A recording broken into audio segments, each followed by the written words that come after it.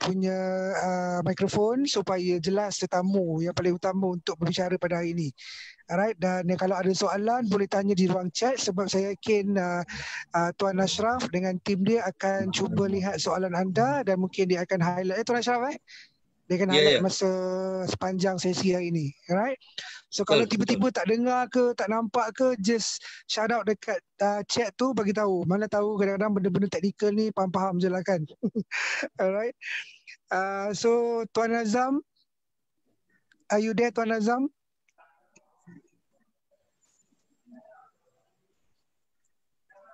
Azam. Sekejap aku unmute juga. Sekejap kena unmute ke Tuan Azam dulu. Tak apa.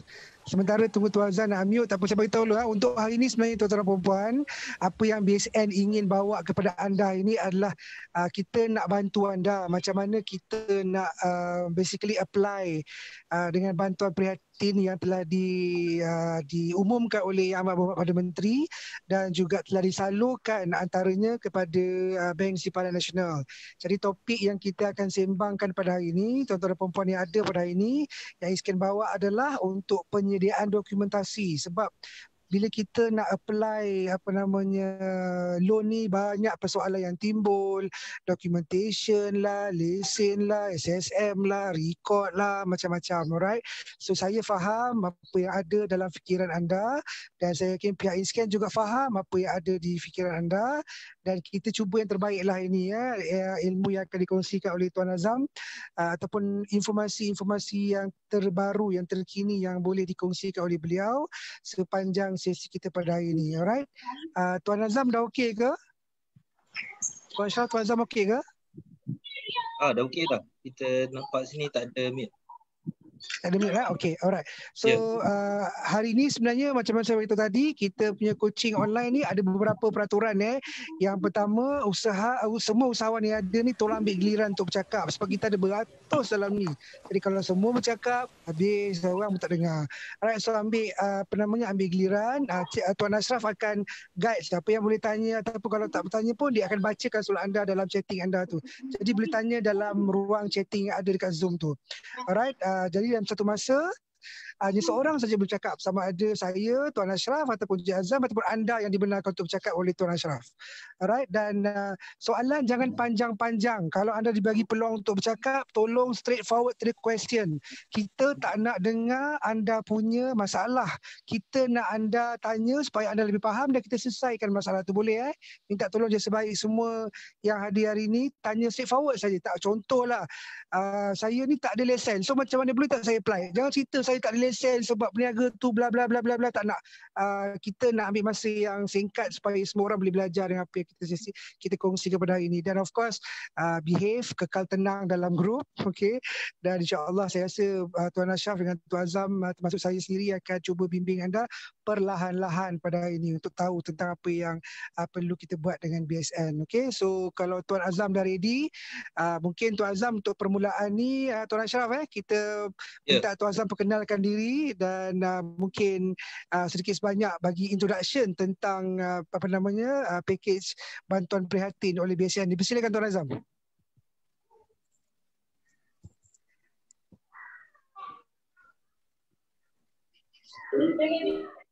Tuan Azam?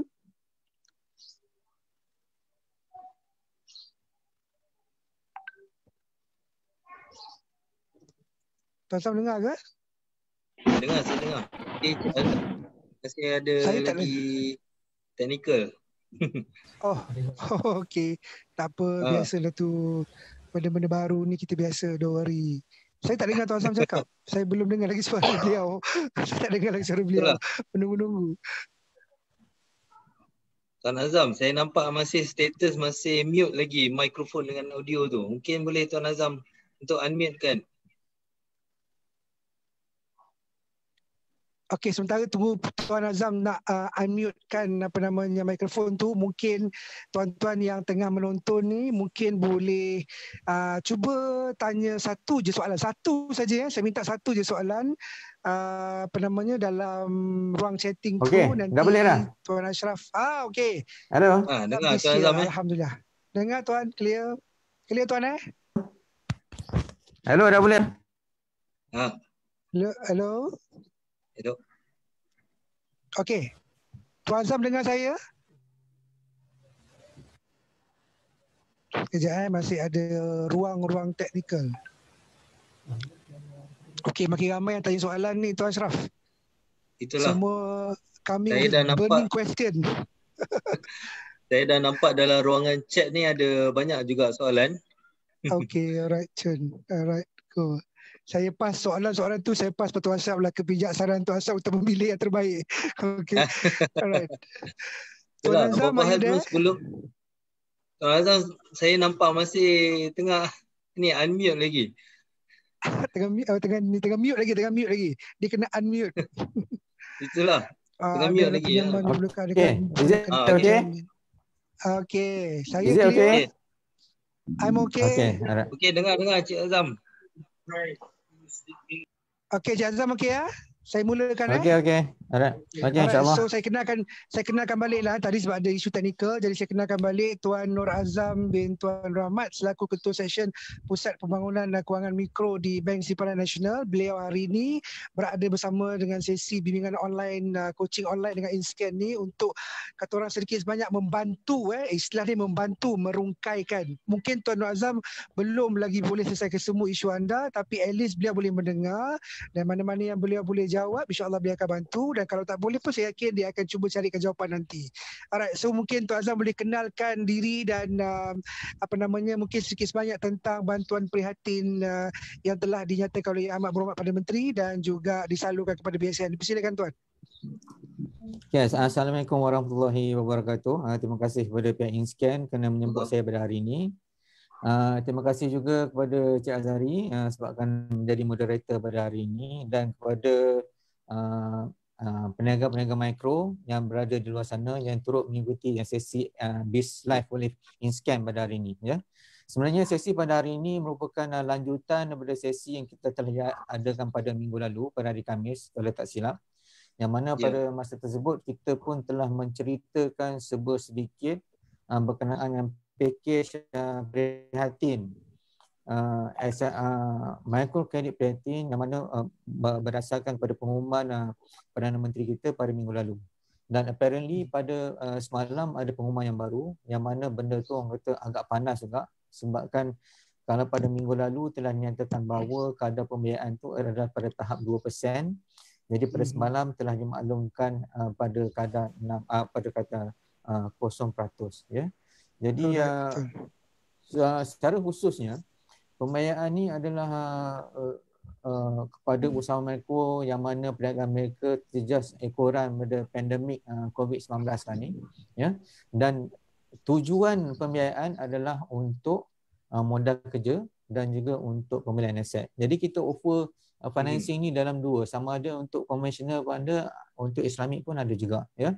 Dan kadar pembiayaan maksimum tu adalah sehingga 75,000, yang mana tempoh pembayaran balik itu adalah sehingga 5,5 tahun. Dan tempoh tersebut telah pun mengambil kira tempoh moratorium selama 6 bulan. Jadi macam sekiranya kalau misalnya ada tuan-tuan dan puan-puan tu nak tanya, kalau misalnya pinjaman tu sekiranya pembiayaan tu telah diluluskan, bila pula nak mula membayar, kita kira macam ni. Maknanya kiranya kalau misalnya pembiayaan tu disburse pada bulan ni, pada bulan ke-7 baru mula bayar. Sebagai contoh, kalau misalnya disburse pada bulan 4 ni, ya, bulan 5, bulan 6, bulan 7, bulan 8, bulan 9, bulan 10, itu baru cukup 6 bulan. Bulan 11 baru mula membayar. Ya. Dan apa yang saya nak tekan, ya. Dan apa yang saya nak tekankan kat sini adalah sebabkan yang ini merupakan dana tu memang datang dari kerajaan, cuma kata disalurkan oleh BSN. So BSN pula menyalurkan pula kepada peniaga-peniaga yang layak dalam bentuk pembiayaan, ya. So jadi dari segi orang kata tanggungjawab untuk membayar balik tu memang ada lah, ya, bila dikatakan benda tu dalam bentuk pembiayaan, ya. Dan mungkin juga ada yang tanya, orang kata apa documentation yang perlu dikemukakan Okey. Satu soalan yang saya rasa agak menarik sebabkan sekiranya kalau misalnya tuan-tuan dan puan-puan mengetahui sedikit berkenaan dengan sejarah microfinance di Malaysia ni, ya. BSM merupakan antara pelopor awal untuk microfinance di Malaysia ni, ya. Dan kita telah pun memula menawarkan pembiayaan mikro ni sejak tahun 2007, ya. Dan sepanjang tempoh tersebut kita telah pun membantu lebih dari 50,000 peniaga untuk memodalkan perniagaan mereka. Jadi kebiasaannya ada documentation yang kita kena follow through, ya, tapi untuk prihatin ni telah diminimalkan sebanyak mungkin. Terutamanya orang kata of course first and foremost dari segi borang permohonan yang lengkap, iaitu memang kena submit. Penyata pendedahan produk iaitu kena isi. Untuk syarikat-syarikat yang untuk memohon pembiayaan ni mestilah already berdaftar dengan SSM, dan juga orang kata dari segi documentation macam IC pengarah ataupun IC pemilik tu memang kena bagilah. Dan penyata bank yang ni tak kira lah sama ada di Maybank ke CIMB, kita boleh terima juga, ya, untuk tempoh 3 bulan, ya. Jadi iaitu merupakan antara secara kasarnya berkenaan package prihatin itu sendiri. Okey, Tuan Azam, sebab saya tengah tengok link BSN ni yang berkaitan dengan bantuan prihatin ni, saya tengok berdasarkan pengalaman kami pun bila berjumpa dengan bank, saya nampak requirement dia sangat lenient berbanding dengan yang biasalah. Alright, tapi di luar sana mungkin ada yang berada di depan kita sekarang ni mungkin tertanya-tanya, saya ni ada SSM tapi tak ada lesen, saya ada lesen tapi tak ada SSM.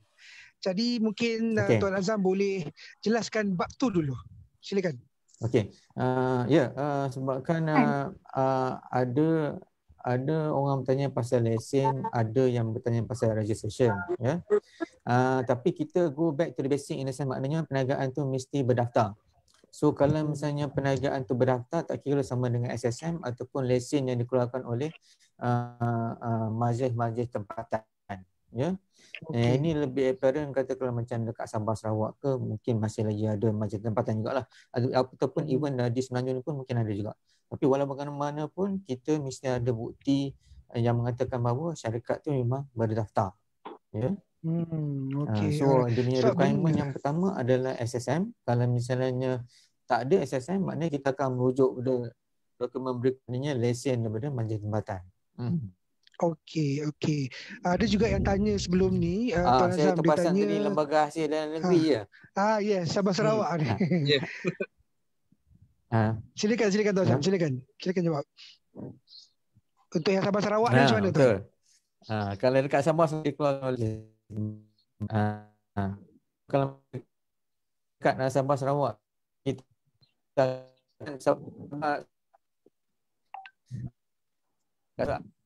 ada putus-putus sikit lah Tuan Azam. Tuan Azam, line putus-putus. Ada putus-putus sikit. Line Tuan putus-putus. Macam mana tu? Okey dah sambung Tuan, sambung. Okey. Sambung silakan. Okey. Requirement kita adalah orang kata syarikat tu berdaftar.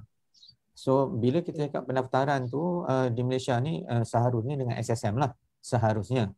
Tetapi ada juga yang mana peniaga-peniaga kecil tu dia orang tak daftar dengan SSM, tapi dia orang mendapat lesen daripada majlis tempatan. So yang that one pun kita boleh terima. Okey, alright. Tuan, let's talk about dokumen dulu sebab ni yang paling crucial, sebab kalau ini tak lengkap tak boleh apply langsung nanti sekarang. 3 bulan statement. Okey, sekarang kita dah tahu memang kebanyakan usahawan bulan 3, bulan 2 hampir zero sales orang. Alright, menakutkan. I mean saya pun admit, even company saya pun mendapat isu yang sama juga. Jadi apa maksud 3 bulan tu, daripada bila sampai bila? Kalau nak submit katakanlah bulan selewat-lewat ni hujung bulan 4 ni, bila tarikh 3 bulan tu sebenarnya Tuan? Okey, dia macam ni. Kita merujuk pada dokumentasi terkini, ya. So katakanlah kalau misalnya application tu dibuat pada bulan ni, maksud bulan 4 ni kan, maknanya seharusnya katakanlah maknanya kita backdate dari segi statement tu sendiri, katakanlah pada bulan 3, 2, 1. Maknanya bulan Januari sampai bulan Mac. Tapi ada juga instances ataupun kebarangkalian yang mana statement terkini untuk bulan 3 tu masih belum diterima lagi. Ya. So kita akan backdate orang kata bulan 12, bulan 1, bulan 2 dan hopefully bila masa kita nak finalize tu statement bulan 3 pun dah ada. Ya. So kita pegangnya adalah 3 bulan terkini dan kita masih maklum lah kadang-kadang tu nak tunggu statement daripada bank tu agak lambat. So tolong sediakan yang terkini tu lah. Okey, satu lagi Tuan Azam, sebab ni isu mungkin orang kurang faham apa maksud micro credit. Kadang-kadang orang pun tak faham definisi soal micro tu sebab mungkin ada orang yang sales besar nak minta ataupun orang yang dia rasa dia kecil tapi dia mungkin bukan micro. Mungkin Tuan Azam boleh sharekan apa definisi micro yang sebenar-benarnya layak dengan micro credit priority dekat BSN ni Tuan. Silakan. Okey. Okey, sebelum saya menjawab soalan Encik Azhari, sebabkan saya tadi pun tadi ternampak ada yang mengatakan kalau misalnya tak ada akaun semasa macam mana pula? Kan? So sekiranya tak ada, sebabkan orang kata kita understand, maknanya kita faham sedia maklum, orang kata dari segi peniaga-peniaga mikro ni, orang kata ada kekangan dari segi orang kata pembukaan akaun tu sendiri. Setengah tu memang dah setengah tu memang betul-betul dah ready, maknanya dia dah membezakan antara akaun peribadi dan juga akaun perniagaan. Akaun perniagaan ni maknanya dia orang dah sedia buka akaun semasa. Tapi ada juga yang mana peniaga-peniaga ni dia macam dia satukan lagi akaun tu. Maknanya itulah akaun peribadi dan itulah akaun perniagaan, ya. So okey, buat masa ni maknanya bila nak buat application tu kena sediakan orang kata bank statement, tak kira sama untuk current account ataupun saving account. Saving account pun ada juga statement dia sebenarnya juga. Kalau misalnya tak ada juga saving account tu statement tu, maknanya make sure passbook tu adalah menunjukkan bagi being updated ataupun dikemas terkini. Bila pegawai kami di cawangan-cawangan tu, bila kita nak buat penilaian, ya, maknanya kita tahu orang kata dari segi rentetan transaksi di akaun tersebut, ya. Okey. Boleh faham, ya? Okey. Merujuk pada soalan Encik Azhari pula. Okey, siap, ya. Jangan confusekan antara akaun semasa, akaun simpanan dan juga audited account ataupun management account. Yang ini sebenarnya totally different thing. Memang tak sama. Sebab kan kalau misalnya akaun semasa, akaun simpanan, dia strictly menunjukkan orang kata transaction yang kita buat akaun tu ni, duit keluar masuk. Tetapi kalau misalnya akaun macam akaun profit and loss, akaun untung rugi, dia akan menyatakan orang kata dari segi perakaunan tu sendiri, maknanya dia akan menyatakan first kali presentation adalah akaun untung rugi. Berapa banyak income, berapa banyak expenses. Ya, berapa banyak pendapatan, berapa banyak orang kata perbelanjaan. Lepas tu ada juga dalam orang kata akaun ni ada portion dia untuk kunci kira-kira. Dalam kunci kira-kira tu dia akan menyatakan orang kata dari segi berapa banyak aset syarikat, berapa banyak tanggungan syarikat dan juga berapa banyak equity atau kepemilikan syarikat tu sendiri. So sebenarnya berbeza. Requirement kita orang adalah akaun semasa saja ataupun akaun statement account itu saja, tidak langsung merujuk pada management account ke profit and loss ke, ya. Maksudnya bahasa mudah dia, duit yang anda keluar masukkan setiap hari dekat akaun bank tu, itu yang diperlukan oleh BSN sekarang. Jadi pergilah print, kalau boleh print, kalau tidak pun ambillah, siapa yang boleh ambil soft copy, dapatkan soft copy dan pastikan 3 bulan yang terkini. Kalau anda ada akaun semasa, semasalah. Kalau anda ada akaun personal. Cuma pastikan, correct me if I'm wrong Tuan Azam, pastikan nama anda di SSM sama dengan akaun yang anda nak bagi. Kalau anda pakai nama adik anda kena pastikan benda tu. Isu tu saya rasa saya pakai Tuan Azam tu jawablah. Tuan Azam silakan jawab soalan tu. Nama lain yang itu ni, memang nama betul lain sebabkan kita nama lain memang tak boleh. Kalau misalnya katakanlah kalau ya, sebabkan orang kata dia berdasarkan permohonan tu sendiri, ya. Katakanlah kalau misalnya akaun tu atau permohonan tu atas nama ABC, tak boleh lah orang kata dari segi orang kata akaun tu XYZ ke ataupun RST, tak boleh lah. Mesti atas nama pemohon tu sendiri, ya. Okey, saya dah terlewat sikit nak jawab soalan Encik Azhari tadi, ya. Sebenarnya untuk perniagaan mikro ni dia tertakluk berdefinisi yang telah ditetapkan oleh pihak Bank Negara. Office dalam Bank Negara dia memberikan dua definisi untuk perniagaan mikro tu sendiri. Ya, dia ada dua definisi. Maknanya sekiranya syarikat tu memenuhi salah satu daripada kriteria ni, syarikat tu boleh didefinisikan sebagai syarikat mikro. Pertamanya, dia punya jualan tahunan adalah kurang daripada 300,000.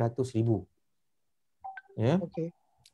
Kriteria kedua, jumlah pekerja tidak lebih daripada 4. 300,000 setahun kan? Setahun Ya, kan? setahun. Betul. Ya. Kita tengok confuse. Jualan tahunan tidak melebihi daripada 300,000 dan maksudnya atau dia punya jumlah pekerja itu adalah tidak melebihi daripada 4. Maknanya sekiranya syarikat tuan-tuan dan puan-puan tu memenuhi salah satu kriteria ni, syarikat tu ataupun syarikat tuan-tuan dan puan-puan tu dikirakan sebagai layak untuk didefinisikan sebagai perniagaan mikro. Ya. Dan bila cakap pasal mikro, so bolehlah kita apply under package micro credit prihatin. Okey, Tuan Azam. Mungkin kita nak dengar daripada soalan peserta. Boleh saya jemput ni Cik Hazri untuk tanya soalan. Ya, Cik Hazri. Ya. Silakan Tuan.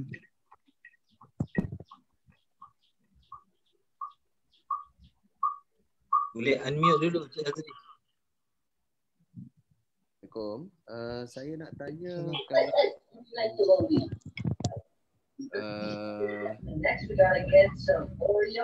tak perlukan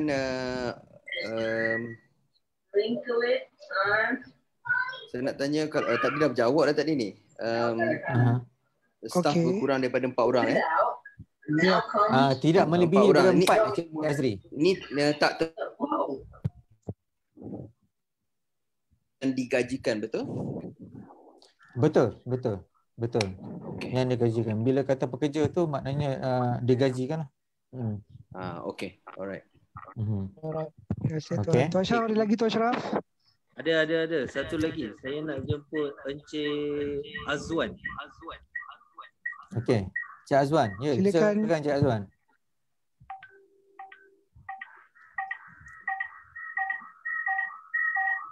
Hello. Ya, silakan. Saya nak tanya misal kata syarikat tu nama kedai dan nama lesen syarikat katakanlah kedai makan ABC. Tapi diuruskan oleh syarikat saya yang lagi satu. Mana akaun kedai tu masuk dekat company yang lain. Syarikat yang diuruskan. Okey, Cik Hazri tadi ya? Hello? Ya, saya Hazri. Cik Hazri. Okey, last sekali soalan tu tadi. Ulang balik Tuan. Ulang balik soalan tadi yang pasal tu. Pasal nama lain-lain tadi tu. Misal kata lesen SSM dan lesen kedai atas nama kedai makan ABC. Tapi diuruskan oleh syarikat pemilik yang sama. Misal kata food, katalah ABC Food. Macam mana? Okey. Dari segi pendaftaran tu berbeza ataupun sama Cik Azri? SSM nombor lain, tak sama. SSM nombor lain. Tetapi so sekarang ni yang saya just nak reconfirm balik, mana sekarang ni restoran tu diuruskan oleh syarikat yang dipunyai oleh Cik Azri juga, tapi atas nama registration yang lain. Ya, betul. Betul. Dari segi akaun tu, dari segi transaction account tu di bawah siapa? Bawah syarikat yang uruskan. Syarikat yang uruskan. Siapa owner dia sama? Okey, owner dia sama atau owner yang sama. Lokasi dia? di Kelang, Selangor. Okey. Dalam situasi macam ni, saya bila Cik Azri nak buat permohonan tu nanti, kan?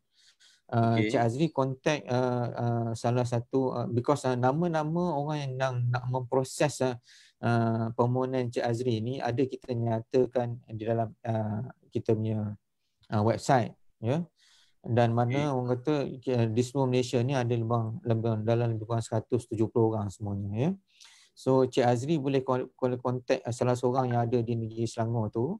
Cik Azri explain kat diorang yang perniagaan Cik Azri itu adalah katakan perniagaan A tapi diuruskan oleh perniagaan B, tetapi dari segi transaction tu apa semua tu orang kata sebenarnya adalah melalui akaun B. So nanti dia orang akan beritahu pada Cik Azri macam mana nak proceed dengan application tu sendiri, ya. Macam saya di Kelang, di BSN mana yang patut saya apply? ada Kalau misalnya senarai dia tuan. Ada senarai dia kan. Untuk dia di Selangor, kita ada di Shah Alam, kita ada Bukit Tinggi, kita ada di Kajang dan kita ada di Tanjung Karang. Rasanya yang rapat dengan Cik Azri ni dekat Shah Alam kalau macam tu. Shah Alam. Ya. Ada ramai. So dekat Shah Alam tu memang kita orang punya center ataupun kat situ memang ada banyak kegiatan kat situlah untuk membantu Cik Azri, ya. Okey, terima kasih banyak tuan. Okey. Tadi saya ada terperasan satu soalan, ya. Saya terperasan satu soalan sebabkan dia concern orang kata sama ada pembiayaan ni perlu guarantor ataupun tidak. So seperti yang kita nyatakan bahawa pembiayaan ni memang tak memerlukan guarantor. Okay, that's good news. Dan pada masa yang sama juga pembiayaan ni tidak memerlukan apa-apa cagaran, ya. Okey, dah terjawab juga soalan tu. Banyak yang bertanya tu sebenarnya. Itu yang paling penting tu Ashraf. Betul. Ada juga soalan ni tadi Tuan Azam. Saya nak bacakan soalan dia. Macam mana kita nak tahu loan amount loan tu yang kita boleh dapat, sama ada semua orang layak untuk maksimum sampai 75,000 tu ataupun macam mana cara kita nak tentukan loan yang kita boleh dapat tu? Boleh Tuan Azam terangkan? Okey.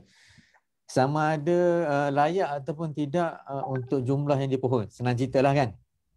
Okey. Ya, betul. Walaupun orang kata dari segi documentation tu kita dah pemudahkan, ya. Tapi kita pun ada source ataupun sumber-sumber maklumat yang lain yang kita boleh buat rujukan, ya, berkenaan dengan kemampuan membayar balik oleh pihak pemohon, ya. So kita akan berdasarkan maklumat-maklumat tersebut dan juga kita akan tengok balik dari segi bank statement tu sendiri sama ada pemohon tu dikatakan wajar ataupun tidak untuk mendapatkan jumlah yang dipohon, ya. So walaupun jumlah yang ditawarkan itu adalah sehingga maksima 75,000 di bawah package skim mikrokredit prihatin, tapi kita akan verify balik sama ada untuk jumlah tersebut tu pemohon layak ataupun tidak. Sekiranya kalau misalnya dikatakan mungkin dah overexposed, ya, mempunyai tanggungan-tanggungan lain as well, so kita mungkin akan counter offer untuk jumlah yang lain bagi pertimbangan lah, ya. Okey. Maknanya secret dan sitos tu diambil kira jugalah. Itu memang part and parcel because sekarang ni yang kata bila kita cakap pasal pembiayaan, tu pasal saya cakap tadi, ya. Masa awal tadi saya mengatakan bahawa walaupun jumlah ni datang daripada dana ni datang dari kerajaan tapi disalurkan diuruskan oleh pihak BSN yang mana disalurkan kepada peniaga dengan cara pembiayaan, ya. So kita punya assessment tu adalah berdasarkan dia punya kemampuan bayar balik, ya. Okey. Tuan Azam, saya nampak soalan yang agak menarik juga ni sebab mungkin ada dah cuba apply dari si borang. In fact kami sendiri pun dah download borang dan sebagainya. Dan kita perasan ada bahagian garantor dalam borang tu. Sedangkan Tuan Azam cakap tadi tak perlu garantor. So macam mana? Apa yang perlu kita buat dengan borang tu, Tuan? Okey, sebabkan borang tu kita standardize untuk pembiayaan lain di bawah skim mikro tu sendiri. Kita orang kata kita ada macam teman niaga, teman mesra dan kita pun ada package untuk perkampungan baru. Dan kita pun ada package untuk micro plus, ya. Micro plus ni untuk jumlah yang agak tinggi sikitlah sebabkan maksimum amount tu sampai 250,000, ya. So bagi untuk yang prihatin tu, gunakan borang tersebut, cuma kosongkan saja bahagian guarantor. Bahagian-bahagian lain tu, bahagian-bahagian lain tu kena isi lah. Okey, so bahagian guarantor, tuan-tuan dan puan-puan ingat tak perlu isi, jangan tanya lagi soalan tu. Saya pun rasa dah selesai isu tu. Dah jelas tu dia tanya. Isteri kena isi tak? Bahagian isteri. Isteri kena isi tak, dia tanya tu. Mesti isi. Mesti isi. Sebabkan orang kata kena isi. Ya. Okey. Tadi saya ada tengok macam satu soalan tadi, ya. Katakanlah kalau misalnya dia tu dah kata dah usia lanjut, sama ada dia layak ataupun tidak, ya. So kita sebenarnya ada alternatif kat sini, because kalau misalnya untuk kalau misalnya kita nak apply atas nama macam orang kata pembiayaan mikro tu sendiri, mungkin kita ada certain hard limit dari segi umur tu sendiri kan. That's why macam orang kata lately ni kita tengok kebanyakan orang menggalakkan supaya syarikat-syarikat ini segera dikonvertkan kepada bentuk sdn berhad. So that pemohon-pemohon tu tidak tertakluk sangat dari segi aspek umur, dan kita boleh berdasarkan orang kata dari segi kemampuan membayar balik syarikat tu sendiri. Ya. Okey, alright. So kalau misalnya katakan kita ambil contoh macam nilah, ya. Katakanlah kalau misalnya loan tu bila habis tempoh 5.5 tahun tu, katakanlah dah umur 60 tahun, ya. Maknanya kita akan pertimbangkan umur tu katakanlah maksimum pun umur 55 tahun saja. Ya. Okey. Ada yang tanya sama ada okey, kat sini tadi saya ada nampak sama ada insurans ataupun tidak, ya. Okey.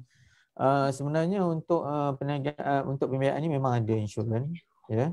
So tapi untuk yang apa yang saya dipahamkan adalah ada beberapa charges yang tuan-tuan dan puan-puan perlu take note bila berkaitan dengan pembiayaan ni sendiri sekiranya diluluskan, ya. Pertama sekali dari segi aspek orang kata security deposit dan juga advance payment, ya. So kita ada 2 bulan security deposit, dan pada masa yang sama juga kita ada orang kata advance payment 1 bulan, ya. Di samping tu ada bayaran orang kata dari segi stamping untuk dokumentasi dan juga dari segi aspek insurans tu sendiri, ya. So jumlah yang bakal terbabit itu adalah hanya akan ditentukan bila tuan-tuan dan puan-puan mula berurusan dengan pihak orang kata program ini, cawangan, dan juga bergantung pada jumlah yang diluluskan tu nanti, ya. Okey, alright. So ramai yang ada tanya satu Tuan Ashraf. Dia ramai tanya mana nak dapat borang, mana nak dapat information. So mungkin saya boleh bantu untuk bagi tahu pada semua usahawan yang ada ni. Saya yakin nanti pihak Iskan akan letak di page tempat anda live ni, ada boleh download borang, boleh ambil link kat situ. Ada senarai saya kena bagi pujian pada BSN lah, mungkin juga pada bank lain, sebab inilah saya rasa paling kali pertama BSN dedahkan semua nombor telefon pegawai seluruh negara 170. Jadi kalau anda tak boleh WhatsApp diorang, tak boleh call juga, saya rasa bukan salah pegawai, kita yang kena bertindak. Itu je. Right? Komplain, pergi apply je. Okey, terima kasih. Ini ada soalan daripada peserta kita. Kita nak minta ni Encik Hardi untuk bertanya soalan. Okey, silakan. Ya, silakan Encik Hardi. Okey, ini daripada Sarawak. Dapat dengar Dapat dengar tak? Ya, okey, saya nak tanya. Okey. Contohnya kalau buat permohonan tu, saya ni katalah bekerja sebagai seorang cikgu. Okey. Pejabat awam lah, pejabat awam. So saya nak buat permohonan untuk syarikat ni, adakah dia ada efeknya untuk jawatan saya, atau sebab saya perlukan modal untuk bisnes ni. Kita sebenarnya berdasarkan kepada pemilikan syarikat. Ia memang sole owner lah, sole owner. Memang pemilikan saya. Ya, sole owner. So maknanya kita akan merujuk pada capacity as the sole owner tu sendirilah. Sebabkan macam saya maklumkan tadi, sebabkan permohonan ni bukan atas nama individu, tapi permohonan ni atas nama syarikat. So orang kata dari segi assessment apa semua tu memang berdasarkan syarikat lah. So kalau misalnya syarikat tu katakan atas nama Cik Hadi tadi, atas nama Cik Hadi. So kita anggap permohonan tu datang dari syarikat lah. Okey. Faham. Okey. Terima kasih. Okey, terima kasih Hadi. Kemudian ada satu lagi daripada Puan Liza. Silakan Puan Liza. Puan Liza. Dari mana Puan Liza? Boleh unmute. Puan Liza, are you there?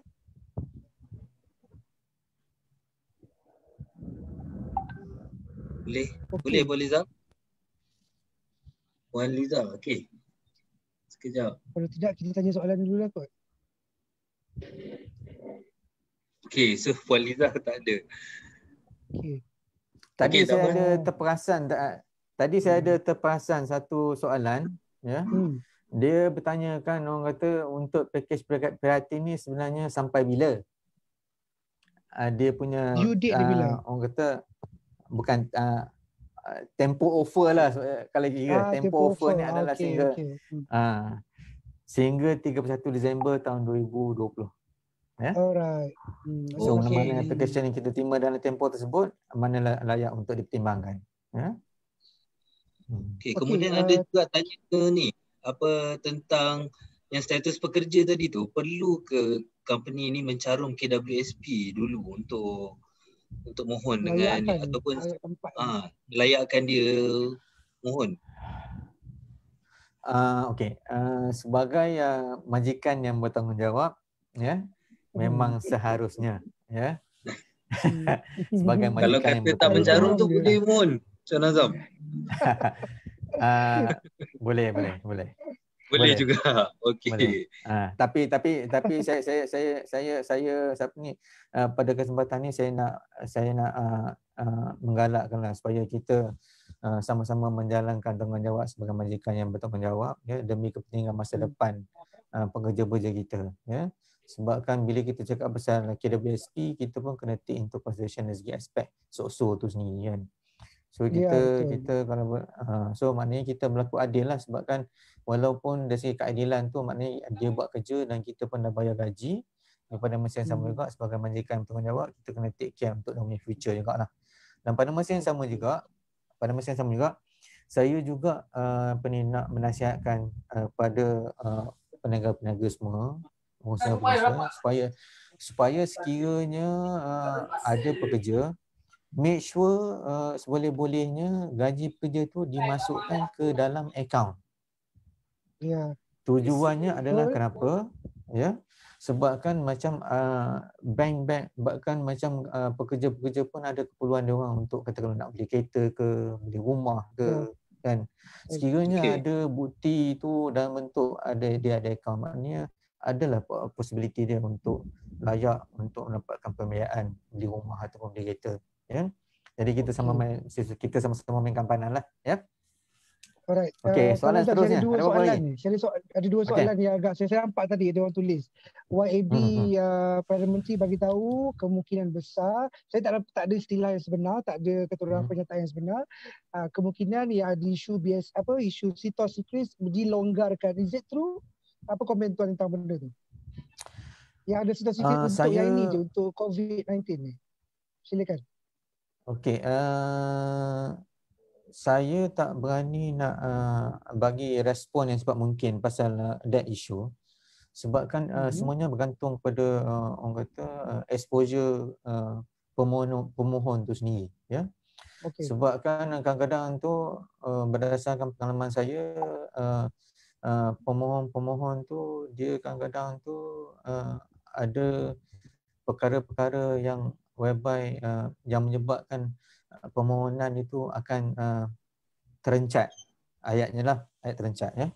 Sebabkan dia mungkin dia bukan hanya ada segi aspek orang kata secretitos, dia mungkin juga dari segi ada aspek orang kata tanggungan lain yang dia belum jelaskan. Katakanlah mungkin dia ada kreditor ataupun dia berhutang dengan seseorang dan seseorang tu mengambil tindakan undang pada dia, so benda tu pun mungkin akan menjejaskan ataupun merencatkan permohonan tu sendiri, ya. Jadi buat masa ni cara yang terbaik adalah orang kata cuba call kita punya pegawai di cawangan tu sendiri. So cerita betul-betul situasi kita, sebabkan permohonan ni kira macam orang yang sakit COVID ni jumpa hospital. Ya. Ya. Sebabkan kalau misalnya sebabkan kalau misalnya kita ada information yang kita hide masa kita mohon tu, mungkin dia akan bagi implication pada permohonan kita tu sendiri. Ya. Ya. Okey. Boleh Cik Azri? Ya, bagusnya sebab sekarang ni dah ada direct contact dengan direct contact ni istilah tak patut digunakan. Okey, boleh dah WhatsApp direct kepada pegawai-pegawai. Jadi saya minta tolong usahawan-usahawan yang kat luar sana, kalau anda betul-betul nak apply dan anda tahu anda betul-betul layak ataupun anda tak confirm anda layak ataupun tak, pertama saya nasihatkan apply dulu. Jangan fikir banyak sangat. Apply saja dulu dan communicate dengan doktor anda adalah iaitu pegawai BSN yang ada dalam negara itu, dan macam mana kata Cik Azam tadi, tolong jujur. Betul. Bagi tahu keadaan sebenar. Saya memang ada situasi, saya ada sikri, saya bankrupt. Direct. Kalau tak direct, lagi lambat proses. Jadi at least pegawai boleh bagi solution, boleh bagi idea. Betul tak Cik Azam? Kan? Betul. Sebabkan memang benda ni kita walaupun orang kata dari segi processing tu ada yang kita dah agak longgarkan, tapi ada certain thing tu memang kita masih lagi go to the basic itself lah. Ya. Okay, so don't worry, just apply. Alright, jangan risau. Paling kurang pun tak dapat je tuan-tuan dan puan. Jadi better apply dan tak dapat daripada langsung tak apply. That's my personal opinion as an entrepreneur. Jujur saya bagi tahu. Ya, betul. Betul. Tuan Ashraf kan? Ada soalan lagi Tuan Ashraf? Boleh nak tanya yang saya tu nampak ni, Puan Salma. Alright, dia angkat tangan tadi kan, sian dia. Ya, dia angkat tangan. Okey, mungkin boleh Puan Salma. Assalamualaikum. Salam ya Puan Salma. Ya. Okey, saya dari Sabah. Okey, Sabah di mana tu? Kota Kinabalu. Oh, KK tu area mana? Sembulan? Inanam. Oh, Inanam. Okey. Yeah. Saya satu tahun lebih di sana. Oh ya kan. Okey, dia begini. Okey, saya buat perniagaan ni secara freelance. So maksudnya saya tiada office, saya tiada kedai lah. And then lesen tu memang sudah lama berdaftar lah. Cuma akaun yang akaun semasa tu baru saja berdaftar. And then pekerja pula hanya sebagai part time. Dia tiada pekerja yang dicarum. Jadi soalan saya yang pertama, boleh saya gabungkan dua ACC yang sebelum ni sebab demo 3 bulan. Sebab yang akaun semasa saya baru lulus yang awal bulan 3 tu. Kita boleh pertimbangkan. Memang boleh pertimbangkan lah. Jadi berkenaan dengan saya punya saya tiada pekerja yang dicarum tu macam mana? Dan saya juga tidak berdaftar dengan LHDN, belum berdaftar. Sebabkan dari segi pekerja tu, orang kata dari segi definisi tu sendiri, Puan siapa tu ni namanya? Puan Salma. Ya, betul. Puan Salma. Itu dari segi definisi. Sebabkan macam cakap tadi, perniagaan makro ni definisinya ada dua. Sekiranya memenuhi salah satu, maknanya dia fulfill orang kata definisi untuk makro tu sendiri. Ya. So satu tu dari segi aspek pekerja ataupun dari segi aspek turnover ataupun dari segi jumlah jualan. Kan. So sebenarnya tak ada masalah masalah itu. Sebab kan ramai orang kata macam pengusaha kedai runcit kan, tak semestinya dia ada pekerja. Tapi dia ada perniagaan. Betul. Kan? Betul. So benda tu tak ada isu. As long as walaupun tiada office tetap boleh cuba untuk apply jugalah. Sebabkan dia macam ni. Dia macam ni ya. Sebabkan kalau misalnya saya nak katakan macam tak ada office tu, sebabkan biasanya perniagaan tu perniagaan tu dia berdaftar kan. So bila kita berkata berdaftar, maknanya kita merujuk kepada alamat mana perniagaan tu didaftarkan, ya. Dan pada masa yang sama juga orang kata dalam perniagaan online apa semua kan, kadang-kadang tu pun rumah tu jadi apa ni? Jadi yalah, betul. Kan. Okey. So kita punya requirement adalah macam apa yang dinyatakan dalam FAQ tu sendiri adalah perniagaan tu mesti berdaftar. Ya. Oh, okey. Alright. Okey, terima kasih Tuan. Okay, terima kasih Wan Salma. Okey, Tuan Azam.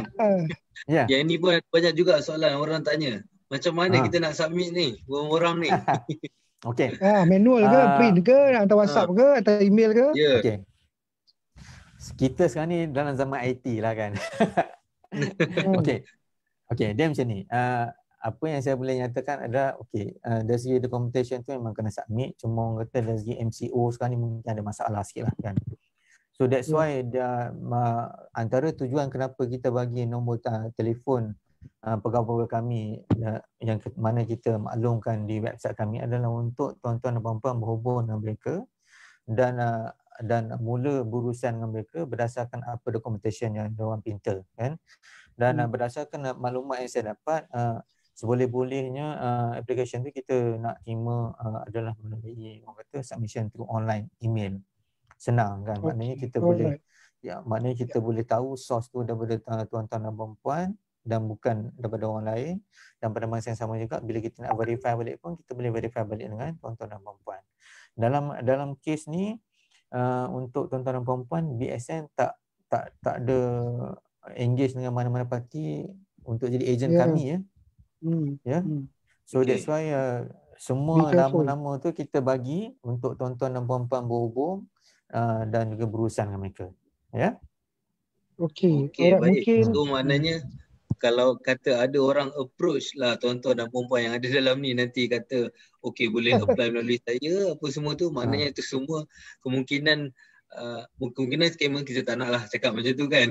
Kemungkinan tu ada kan. Dia punya jalan terbaiknya adalah sekiranya mendapat orang kata orang-orang yang cuba nak solicit bisnes daripada tuan-tuan dan puan-puan terus pergi pada website kita orang dan dapatkan nombor telefon. Sebab kan kat situ dah nyatakan siapa pegawai-pegawai dia. So kata kalau misalnya orang lain tu ada kebarangkalian bahawa orang tu bukan somebody yang sepatutnya menguruskan permohonan tuan-tuan dan puan-puan lah. Tuan Azam, pengalaman saya sendiri pun saya dah communicate dengan seorang nama dia Aizat, one of your pegawai di di Shah Alam. Memang dia pun dah bagi semua senarai dokumen apa semua quite clear cut lah, cuma macam mana dia nyatakan oleh Tuan Azam dengan Tuan Ashraf tadi, pastikan anda direct dengan BSN. Jangan cari orang yang ketiga. Sebab nama dan nombor telefon dah ada. Betul. Saya kena tekankan sangat-sangat sebab ada orang take advantage on the situation. Betul. And I really hate that. Alright? So be aware on that. Tengok di link. Saya yakin sekian akan kongsikan nanti link tu. Tengok di situ borang ada, senarai nama semua ada, requirement ada. Okey, Tuan Azam, soalan yang agak cepumas sikit ni. Sekarang ni ramai orang yang memang dah teruk sales dan memang ramai lah yang menjunam ni. Saya tak suka cakap benda yang negatif, so tidak ingatlah benda tu. So ramai juga yang tanya tadi, berapa lama proses ni kita kalau nak dapat duit untuk move on ni? Adakah lambat ke, cepat ke, ikut SOP ke, macam mana Cik Azam? Mungkin Cik Azam boleh explain. Betul. Kita nak perlukan duit. Silakan. Okey. Ini memang orang nak tanya lah soalan ni kan. In fact bila PM announce package ni pun kita orang pun dah mendapatkan permohonan yang berduru-duru sebenarnya. Kan. So anyhow dari segi permohonan tu sendiri subject to complete documentation kita akan proses dalam tempoh 6 hari bekerja. 6 hari bekerja, lepas tu pada masa yang sama juga orang kata dari segi orang kata sampai at the point of orang kata disbursement tu sendiri, iaitu semuanya akan bergantung berapa cepat tuan-tuan dan perempuan untuk berurusan balik dengan pegawai kami cawangan-cawangan. So katakanlah kalau misalnya permohonan tu dalam tempoh 6 hari tu dah approve, diorang akan call dan diorang akan beritahu orang kata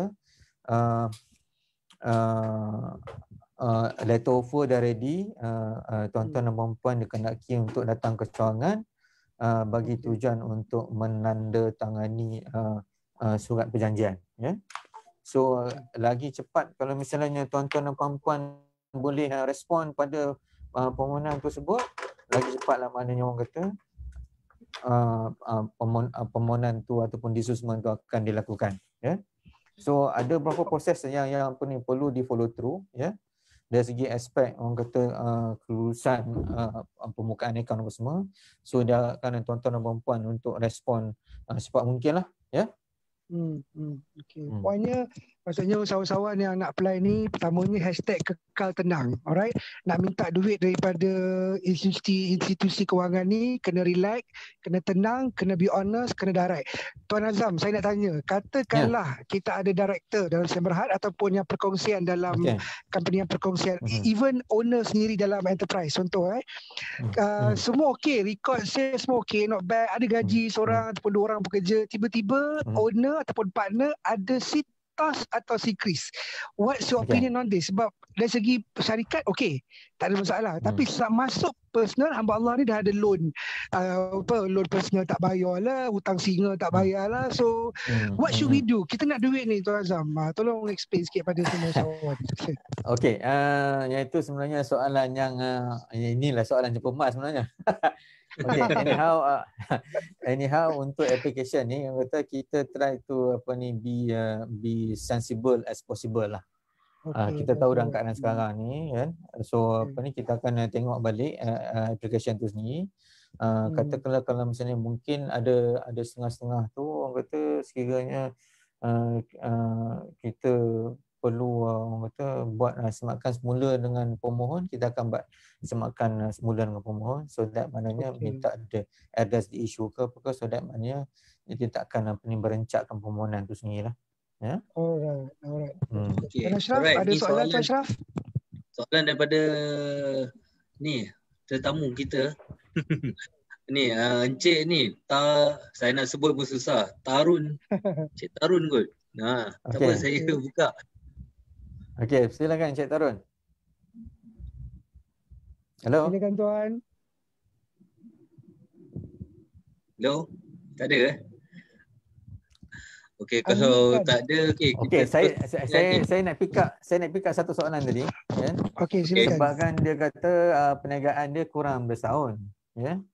Jadi saya nak terangkan balik bahawa untuk permohonan ni, as long as company tu dah already in operation for 6 months and above, maknanya dia layak untuk memohon.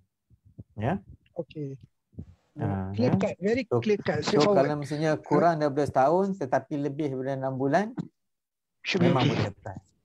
Alright. Fair. Correct. So kita bagi laluan pada ni Cik Miji pula untuk tanya soalan. Cik Miji. Halo, Assalamualaikum. Salam Tuan Miji.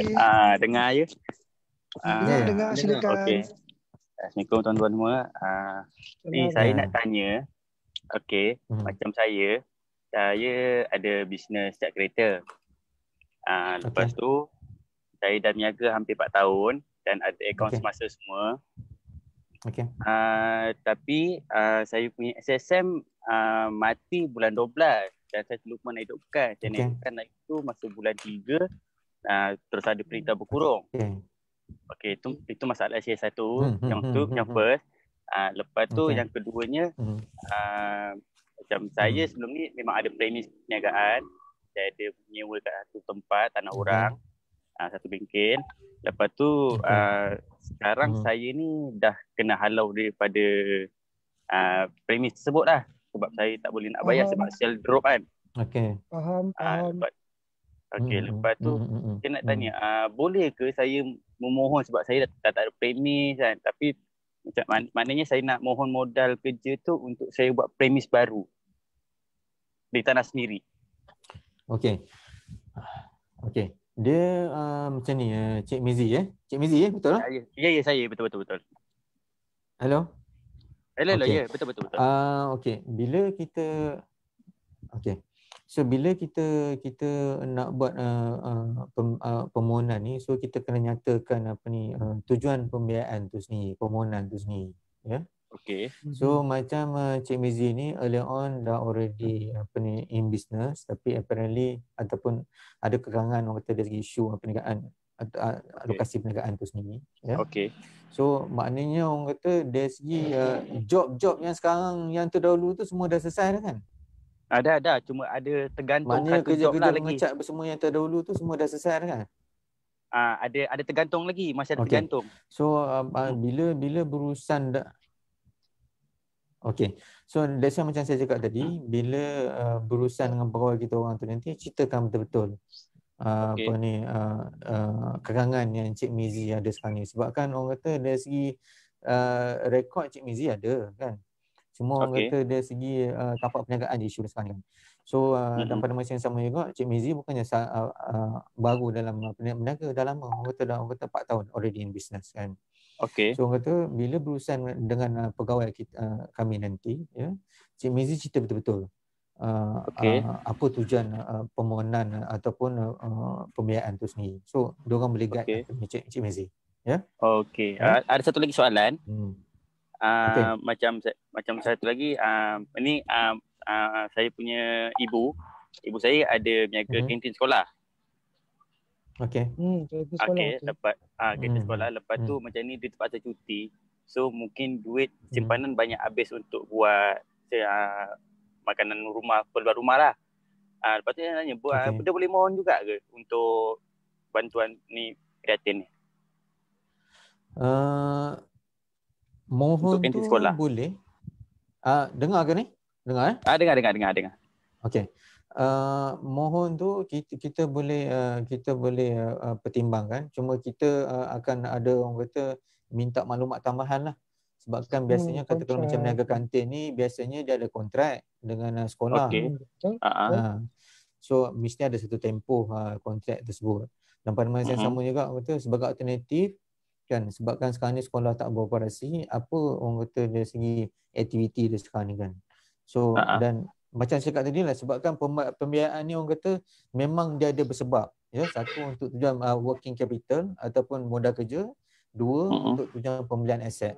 So kena nyatakan betul-betul apa keperluan pembiayaan tu adalah sebenarnya untuk apa.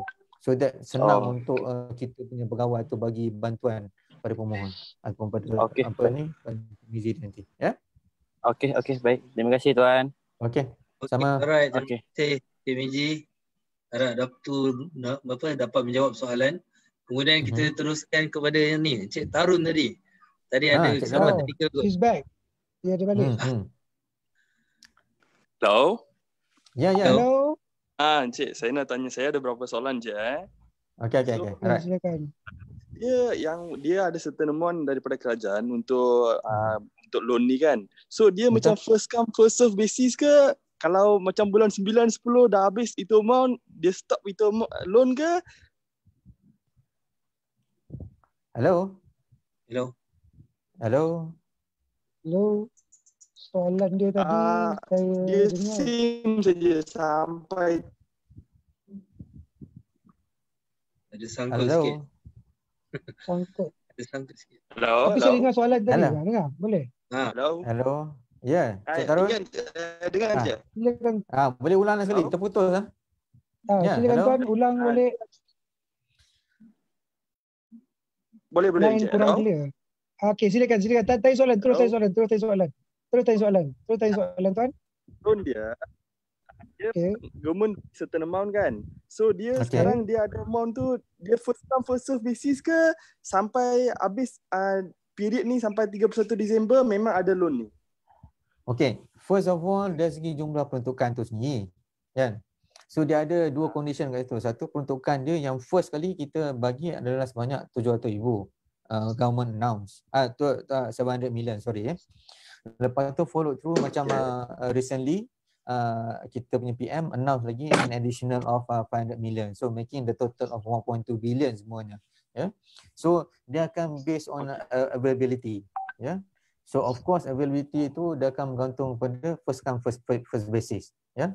So walaupun orang kata dari segi tempoh offer tu orang kata sampai 31 Disember tahun 2020, tetapi sekiranya fund tu already being utilized, total fund tu katakanlah 1.2 billion tu already being fully utilized before 31 December, maknanya permohonan yang selepas tersebut tu maknanya kita akan proses as under normal package lah, bukan under as apa ni microcredit kreatif. Okey, Encik lagi ada saya lagi satu soalan Encik dia ada satu bantuan lagi SRF kan daripada Tekun tu. Kalau kita apply untuk SRF, boleh tak kita apply untuk ini sekali? Soalan menarik.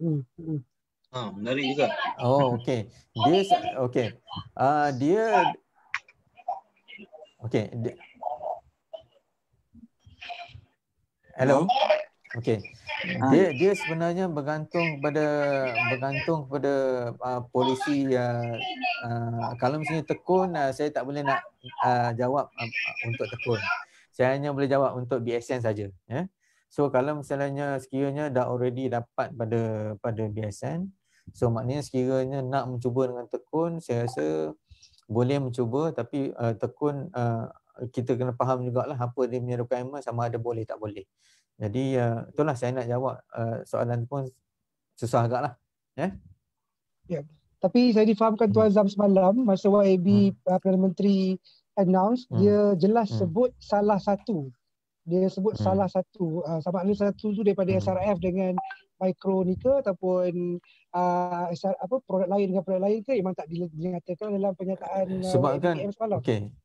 Dia sebenarnya macam ni, sebabkan bila kita cakap pasal yang announcement daripada PM tu sendiri kan, sebenarnya dia ada separate announcement. Satu tu membabitkan prihatin, lagi satu membabitkan orang kata SRF tu sendiri, Special Relief Facility.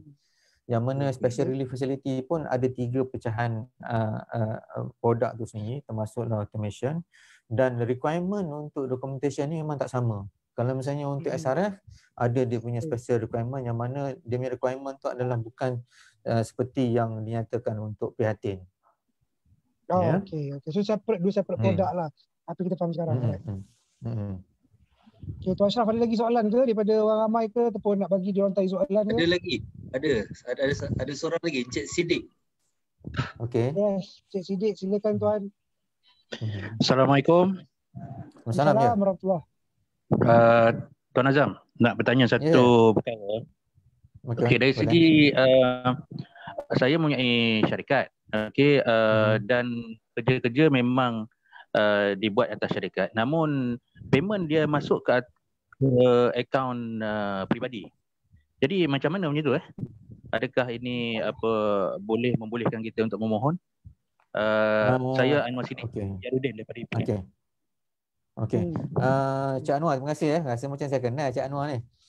Saya memang kenal. Yang this one ni sebabkan orang kata first of all saya nak tahulah apa ni dari segi pembayaran tu kenapa masuk dalam akaun individu lah. Sebabkan kontrak tu kalau saya tak silap dia sebabkan kontrak tu dia atas nama syarikat. Okey, saya ni lebih pada freelance.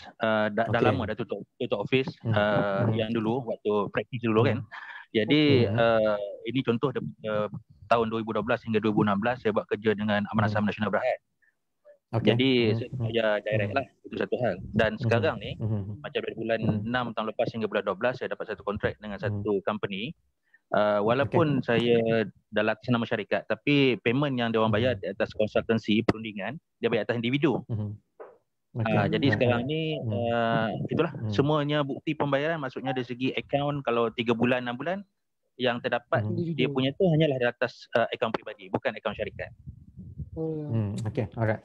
So in that case ini merupakan satu yang dalam keadaan yang orang kata yang agak orang kata unik lah, memerlukan perhatian. You consider unik jugalah yang this one kan.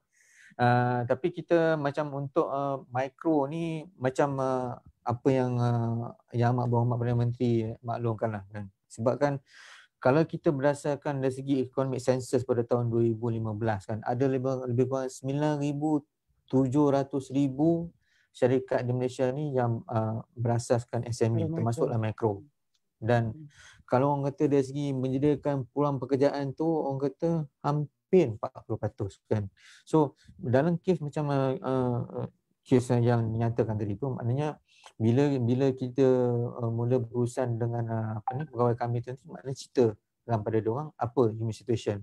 Sebabkan kita memang sedia maklum kalau misalnya untuk mikro ni orang kata dia ada macam-macam ragam dia lah, berdasarkan pengalaman saya kan. Macam-macam ragam dia kan. So kata syarikat memang ada tapi duit masuk dalam akaun individu apa semua, tapi kita punya concern adalah orang kata selagi mana maknanya ada cara untuk kita membuktikan bahawa pendapatan ataupun hasil perniagaan tu direkodkan di mana-mana, so kita boleh pertimbangkan. Okay, alright, good. Cuma pandangan saya Tuan Azam pada kawan-kawan usahawan yang ada tengah menonton ni, kita faham ada prosedur tertentu daripada agensi maupun syarikat swasta, tapi selagi boleh setiap transaksi perniagaan anda kena lalu dalam akaun syarikat anda. Alright, tak sepatutnya lah kalau ikut secara prosedur dia, kita faham. Right, cuba elakkan duit tu masuk dalam akaun personal, kena masuk dalam akaun perniagaan. Dan ada yang tanya tadi, tanya pasal ada lesen, tak ada SSM, niaga dah 2 tahun tak ada SSM.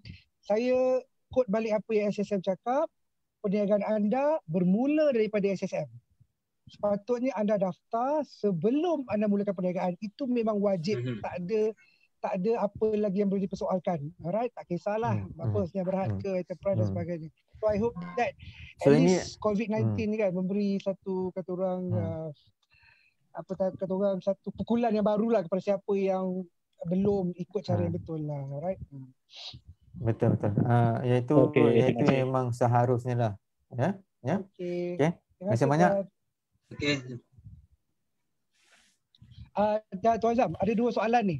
Alright, seperti mana yang kita tahu, kalau nak apply loan ni selalu perlu ada plan, kena tunjukkan aset yang kita nak beli, kena bagi tahu apa perancangan kita untuk gunakan modal kerja.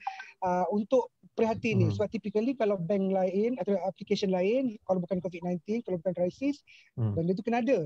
Jadi macam mana untuk micro kredit prihatin ni, adakah kita kena buat sedikit plan ke ataupun tak payah langsung ke, draft saja ke atau macam mana tuan? Boleh tuan jawabkan soalan tu? Macam di BSN ni kita kebanyakan proses tu kita telah pemudahkan, ya.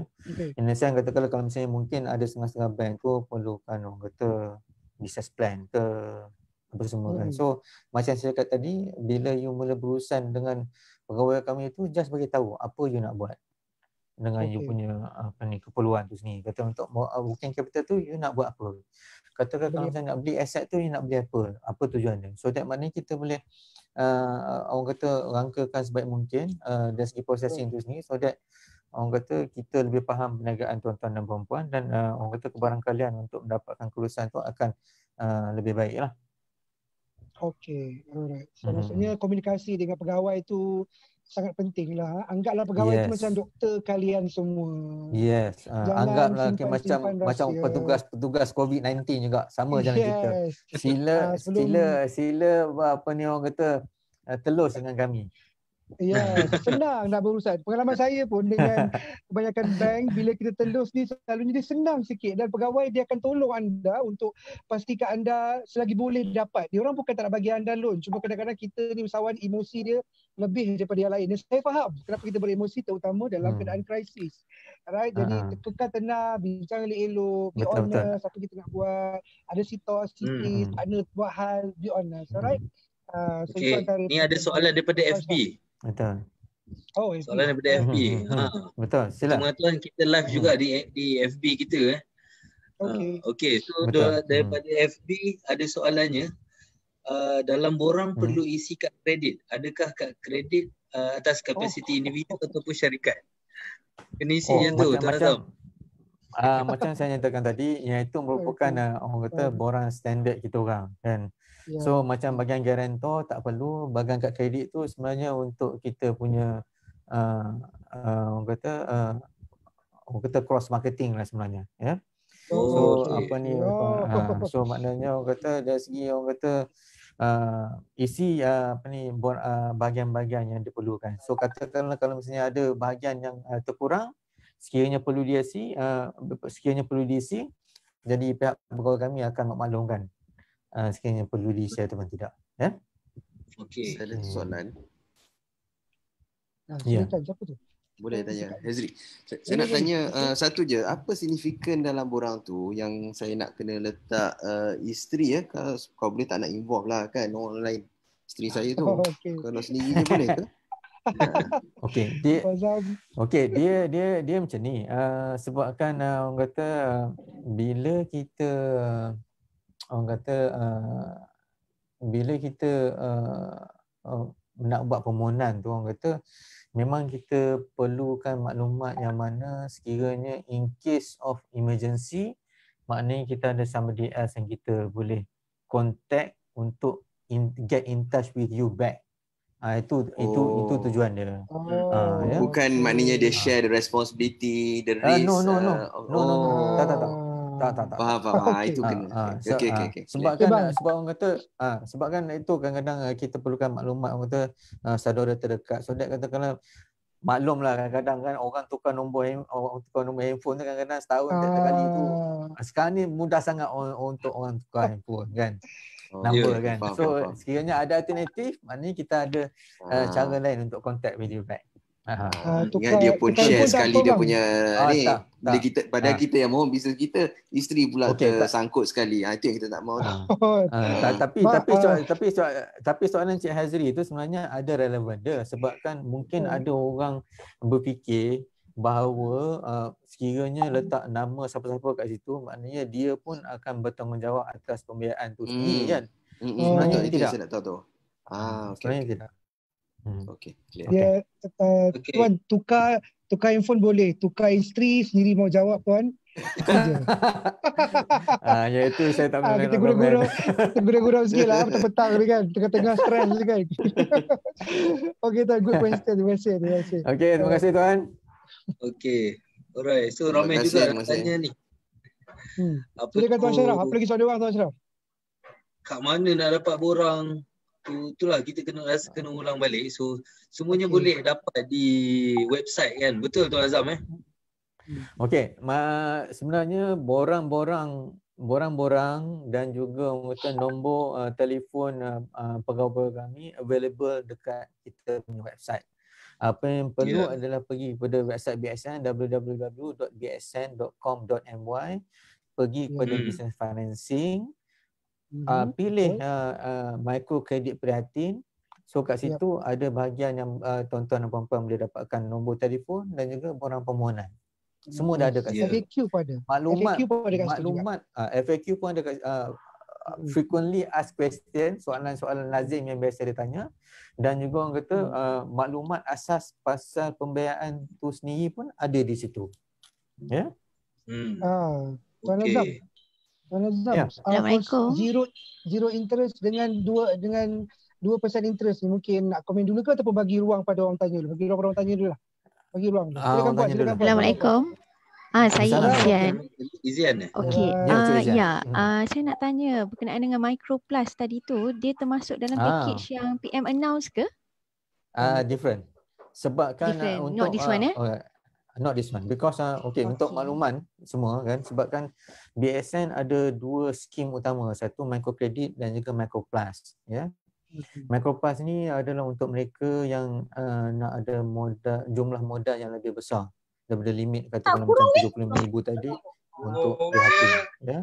Untuk Micro Plus kita boleh offer sampai 250,000 ya. Dan tempoh pembelian balik untuk Micro Plus adalah selama 7 tahun maksimum. Produk yang lebih lah. Okey, terima kasih banyak. Terima kasih puan. Okey, ada soalan lagi yang tanya? Siapa-siapa yang nak tanya sila raise hand. Betul. Kita tanya kena. Okey, ni Tuan Azam. Contoh bila orang dah apply dengan BSN, kita pun faham ada juga bank-bank lain menawarkan hampir sama juga dia punya credit facility kan. Jadi boleh tak kita apply BSN, kita apply dengan bank ABC, bank CDE, bank EF, kecuali Tekun lah. Tekun tu kita dah faham tadi, kita dah bincang. Ini financial institution yang lain. Boleh ke atau macam mana Tuan Azam? Silakan. Sebenarnya berdasarkan pengalaman saya tak ada isu, semuanya bergantung pada kemampuan membayar balik. So katakanlah kalau misalnya dari segi track record dan juga misalnya dari segi keadaan kedungan syarikat tu mampu untuk membayar balik, so bank-bank yang mana tuan-tuan dan puan-puan berurusan tu diorang mungkin boleh pertimbangkan, tapi akan tertakluk pada diorang punya kriteria pula lah ya. Okay. Untuk requirement masing-masing lah. Bank masing-masing punya requirement lah kan. Yes. Satu lagi Tuan Azam, mungkin ada yang masih tertanya-tanya macam, alamak loan malasnya nak ambil, nanti korang aku tak boleh bayar balik, dah lah teruk tengah ni, krisis tengah teruk. So ada yang ada mindset yang macam ni. So memang BSN fungsinya memberi dana pinjaman. So agaknya apa nasihat ataupun pandangan lah Tuan Azam boleh kongsikan based on experience kepada orang yang ada mindset macam takut sangat ambil loan sebab aku tak nak bayar, aku tak boleh move on, dan dalam masa sales pun zero. Alright, so what's your opinion on that? Okay. Maybe share lah kot pengalaman. Silakan Tuan. Antara isu-isu utama membabitkan para peniaga adalah orang kata dari segi aspek modal tu sendiri, ya. Tak kira sama ada peniaga kecil ataupun peniaga yang dah orang kata kategori yang small, medium ataupun even corporate level, kan. So tapi pada masa yang sama juga, selain dari aspek modal, antara isu yang perlu ditekan adalah dari segi aspek produk ataupun servis tu sendiri, ya. So bila kita berniaga, of course ada benda yang kita nak tawarkan pada pelanggan. In such way, maknanya kita menyediakan solution pada pelanggan kita. Sebagai contoh, kenapa adanya kedai runcit adalah sebabkan mungkin dekat lokaliti tu tak ada orang nak jual bahan basah ke, bahan kering ke apa semua. So adanya peniaga runcit kat situ. Katakanlah orang kata dari segi aspek training provider, sebabkan ada syarikat yang memerlukan latihan dan dia perlukan expertise, so dia akan merujuk kepada training provider so that boleh bagi training pada staff dia. So sekarang ni bila nak berniaga tu kena ada modal, dan pada masa yang sama juga modal pun dari segi pertimbangan tuan-tuan dan puan-puan, sama ada modal tu kos dia mahal ataupun tidak, kan. So setakat ni orang kata ini merupakan package yang terbaik yang kerajaan boleh bantu peniaga-peniaga. In the sense maknanya orang kata udahlah dia bagi interest yang tak berapa tinggi, dan pada masa yang sama juga dia offer moratorium, kan. So saya rasa pada mereka yang merasakan ada keperluan untuk melakukan modal tambahan pada masa sekarang ni, yang mana orang kata senang cerita macam ni lah, pernah tak dapatkan ada dapat orang kata pemakluman mengatakan bahawa interest serendah macam ni, ada tak? Zero. Cik Azhari. This is crazy. Saya semalam bila dengar YBPM announce la ilaha illallah. I mean if you guys still complain, I don't know what to say anymore lah. I mean kerajaan bagi sebaik yang mungkin untuk bantu SME, alright? Kerajaan bagi sebaik yang mungkin, jadi bergantung kepada kreativiti kita lah tuan. Sebagai usahawan ni plan betul-betul kan, financial elok-elok, apa planning kita masa 3 bulan akan datang, 6 bulan dan setahun akan datang. If you need the capital, modal, maka ini salah satu daripada yang paling linear. Saya dah tengok dah banyak juga bank-bank lain, tapi saya rasa setakat di BSN yang paling linear. Ini jujur saya bagi tahu daripada hati saya sendiri. Alright, jadi apply lah. Dapat tak dapat tu bukan kira bos. Apply je dulu please. So dari segi orang kata maksud saya dari segi komitmen orang kata pembiayaan tu sendiri, memang even dalam hidup kita pun ada komitmen, kan. Komitmen pada isi kita, pada anak-anak kita, kan. Memang ada tanggungan kita. Cuma orang kata sekarang ni pada saya sekiranya tuan-tuan dan puan-puan merasakan keperluan modal tu ada, dan berdasarkan orang kata rate yang ada sekarang ni kata, dan ada orang kata pula orang kata dari segi kelayakan apa semua, why don't tuan-tuan dan puan-puan pertimbangkan untuk memperkembangkan perniagaan, because at times opportunity tu memang berada pada masa yang keadaan macam ni, kan. Macam semalam saya go to YouTube, kan, saya tengok among the reason why kenapa kata macam syarikat Alibaba tu manage to succeed is because diorang take the opportunity masa orang kata dalam keadaan yang tak ketentuan, so diorang pun offer solution pada orang ramai. Dan saya rasa macam tuan-tuan dan puan-puan menyediakan solution, it's just a matter orang kata dari segi target market tu saja, kan. So sekarang ni, dan juga keperluan tu, keperluan tu pula tuan-tuan dan puan-puan kena ukur pada badan sendiri juga, ya. Sebab kan orang kata walaupun dari segi jumlah yang ditawarkan sampai 75,000, tapi tak semestinya keperluan kita 75,000, ya. Mungkin kita perlukan kurang sikit, dan pada masa yang sama juga ada yang setengah tu orang kata mengatakan bahawa ini merupakan satu bebanan. Ya, bebanan, tapi pada masa yang sama juga orang kata bebanan kalau misalnya ikut yang produk-produk lain ada interest yang agak tinggi berbanding dengan yang ini kan. So apa salahnya maknanya pertimbangkan so that maknanya orang kata tuan-tuan dan puan-puan dapat menyediakan platform yang baik pada syarikat tuan-tuan dan puan-puan untuk move on dalam masa pandemik, tempoh pandemik ni sendiri. Ya. Yeah? So itu pandangan saya lah. Ya. Okey, ni. Ada. Ini saya bacakanlah soalan daripada Puan Syah kot. Seandainya permohonan ditolak, ada efek tak permohonan tidak boleh apply di mana-mana pembiayaan dengan institut perbankan yang lain selama tempoh 6 bulan? Okey. Dia sebenarnya tiap-tiap bank tu mempunyai dia punya kriteria penilaian sendiri. Ya.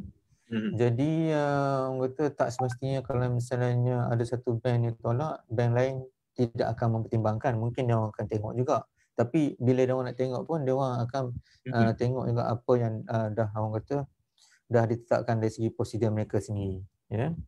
So that's why macam saya kata tadi, nak kata tak boleh tu saya pun tak boleh nak kata juga. Kan sebabkan tiap-tiap bank ada dia punya own set of criteria. Ya. Kalau kata PTPTN ada di senarai hitam macam mana pula? Azam. Ada isu tak? Biasanya dekat PTPTN ni ada solution yang ditawarkan oleh PTPTN tu sendiri. Kan? Okay. So saya rasa adalah lebih baik untuk merujuk dari pihak PTPTN dulu. Selesaikan di sana dulu sebelum mengemukakan permohonan kepada pihak bank. Okey. Sebabkan so that kadang-kadang tu permohonan tu akan terencat sebabkan mungkin ada isu dengan PTPTN yang mana pihak bank mungkin require settlekan that isu baru pihak bank, tak kira lah mana bank pun dia orang akan mula menilai semula permohonan. Ya. So sekiranya tahu ada masalah ataupun ada isu dengan pihak PTPTN, tolong settlekan dekat PTPTN dulu sebelum proceed further. Okey, baik, terima kasih. Sebabkan PTPTN pun ada dia punya skim pembayaran di balik kan, dia ada skim ataupun macam mana conversion semua tu kan. Saya lebih baik untuk merujuk dia dulu. Ya. Okey. So kalau tengok daripada syarat yang telah dinyatakan oleh BSN ni memang nampak mudah lah. Mungkin di mata usahawan kadang-kadang dia nampak benda ni sesuatu benda yang loan ni selalu bagi di mata usahawan selalunya susah nak dapat lah. Itu istilah yang selalu keluar daripada mulut usahawan. Generally, bukan semua generally. Jadi mungkin Tuan Azam boleh bagi tips lah. I mean selain kita banyak bincang pasal documentation, rasa dah akan clear tadi. Apalah tips yang you sebagai pegawai daripada bank yang boleh bila you all dengar, bila Tuan Azam dengar macam seronoknya aku layan nama Allah ni. Macam itulah istilah dia. Saya guna bahasa mudah Tuan Azam. Dia usahawan pun faham. Aku cakap bahasa skema-skema kan pening kan. So aku cakap bahasa simple aja. So bila Tuan dengar seronoknya layan Tuan ni. Mungkin Tuan boleh kongsikan sikit pengalaman ataupun tips. Silakan Tuan. Okey. Mungkin saya boleh approach soalan Tuan Azhari ni dari segi analogi lah kan. Katakanlah mungkin ada di antara kita ni orang kata dah pun orang kata mempunyai anak kan, ataupun masa kita mula-mula dululah kan nak cari pasangan kita pun orang kata kita pun ada kita punya own kriteria, dan bakal pak mentua ataupun mak mentua kita pun ada dia punya own kriteria kan. So kalau misalnya kita betul-betul nak jadi ahli keluarga dia tu, maknanya kita akan cuba sebaik mungkin untuk memenuhi keperluan dia. Betul tak? I like that. So dari segi aspek macam bank pun sama juga kan. Katakanlah kalau misalnya kita nak memohon pembiayaan, so ada certain requirement yang perlu dipatuhi.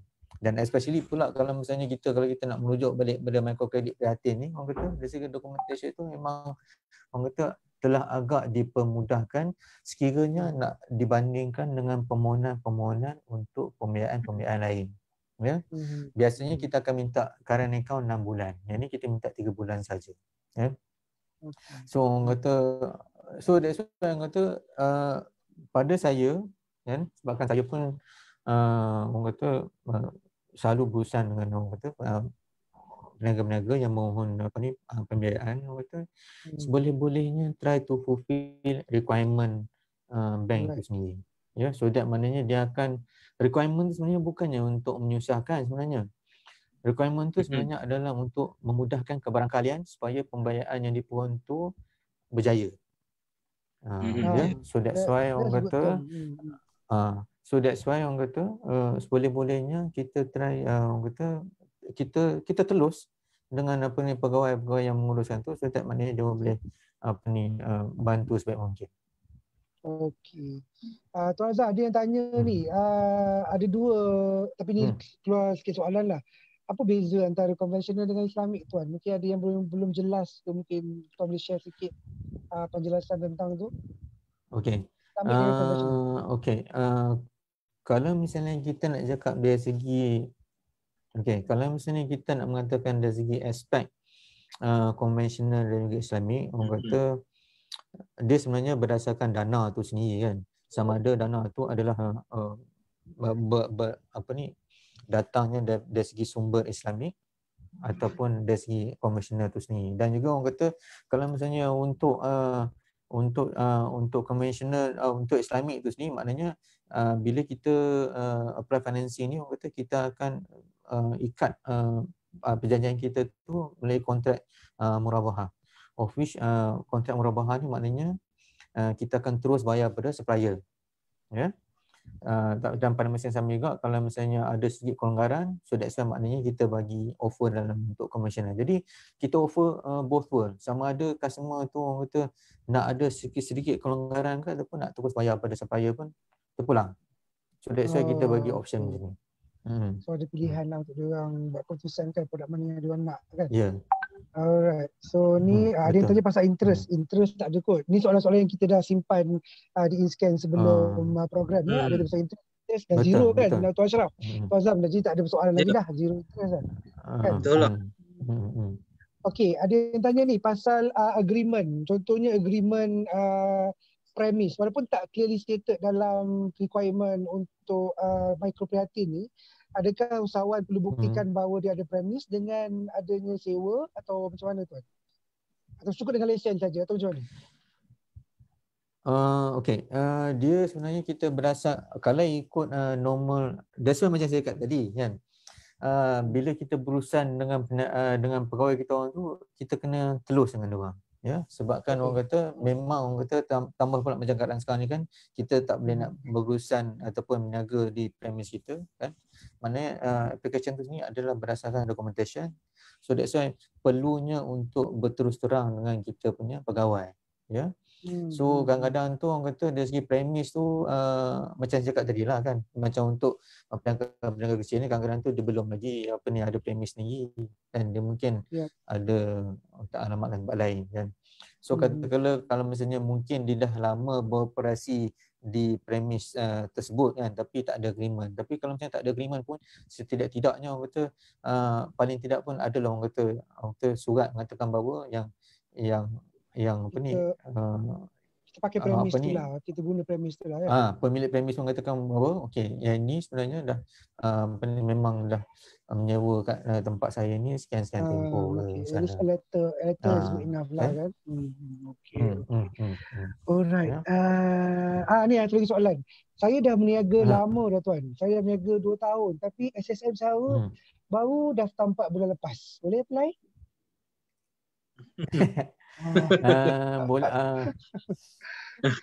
Macam saya cakap tadi, macam saya cakap tadi, perniagaan tu telah beroperasi adalah 6 bulan ke atas. Tetapi pada masa yang sama juga, ianya mesti juga dibuktikan dengan dokumen-dokumen tertentu, ya. So nasihat saya yang terbaik adalah make sure supaya setidak-tidaknya, ya, orang kata dari segi pendaftaran tu dah pun melempasi tempoh haul tu sendiri, iaitu 6 bulan ke atas. Nasihat saya lah. Walaupun SSM nya baru 4 bulan. Macam tu, Tuan? Saya nasihatkan macam tu. Sebabkan nanti kita perlu buat verification juga kan. Sebabkan kalau macam ada setengah-setengah dulu tu kita kena dapatkan pengesahan daripada ketua kampung lah apa semua kan. So benda tu akan jadi masalah. Ketua kampung sana nak issue surat pun kata sekarang ni PKP kot. Lagi tak boleh. Kan? So orang kata kita macam saya cakap tadi, ingat analogi yang saya cakap tadi kan. Ya, maknanya seboleh-bolehnya cuba penuhi keperluan kita orang. Okey.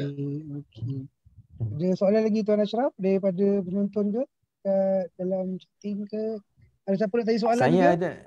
Saya ada nampak soalan tapi saya tak boleh nak pick up lah, saya minta maaf lah. Dia keluar sekejap kan. Tuan Ashraf je nampak. Kita nampak tapi yang ni kan? ada satu komen tadi lah daripada ni, dia kata jawapan PTPTN tadi tidak menjawab kenyataan daripada menteri. Katanya Menteri Keselamatan telah menyatakan yang kata blacklist PTPTN boleh dipertimbangkan. Memang sebab that's why saya cakap dia pun dalam keadaan yang orang kata umum juga boleh dipertimbangkan. Sebabkan macam PTPTN, sebabkan bila kita buat permohonan ataupun bila kita buat analisa ni, kita bukan hanya merujuk kepada certain sumber saja. Ada macam-macam sumber lagi yang kita buat rujukan.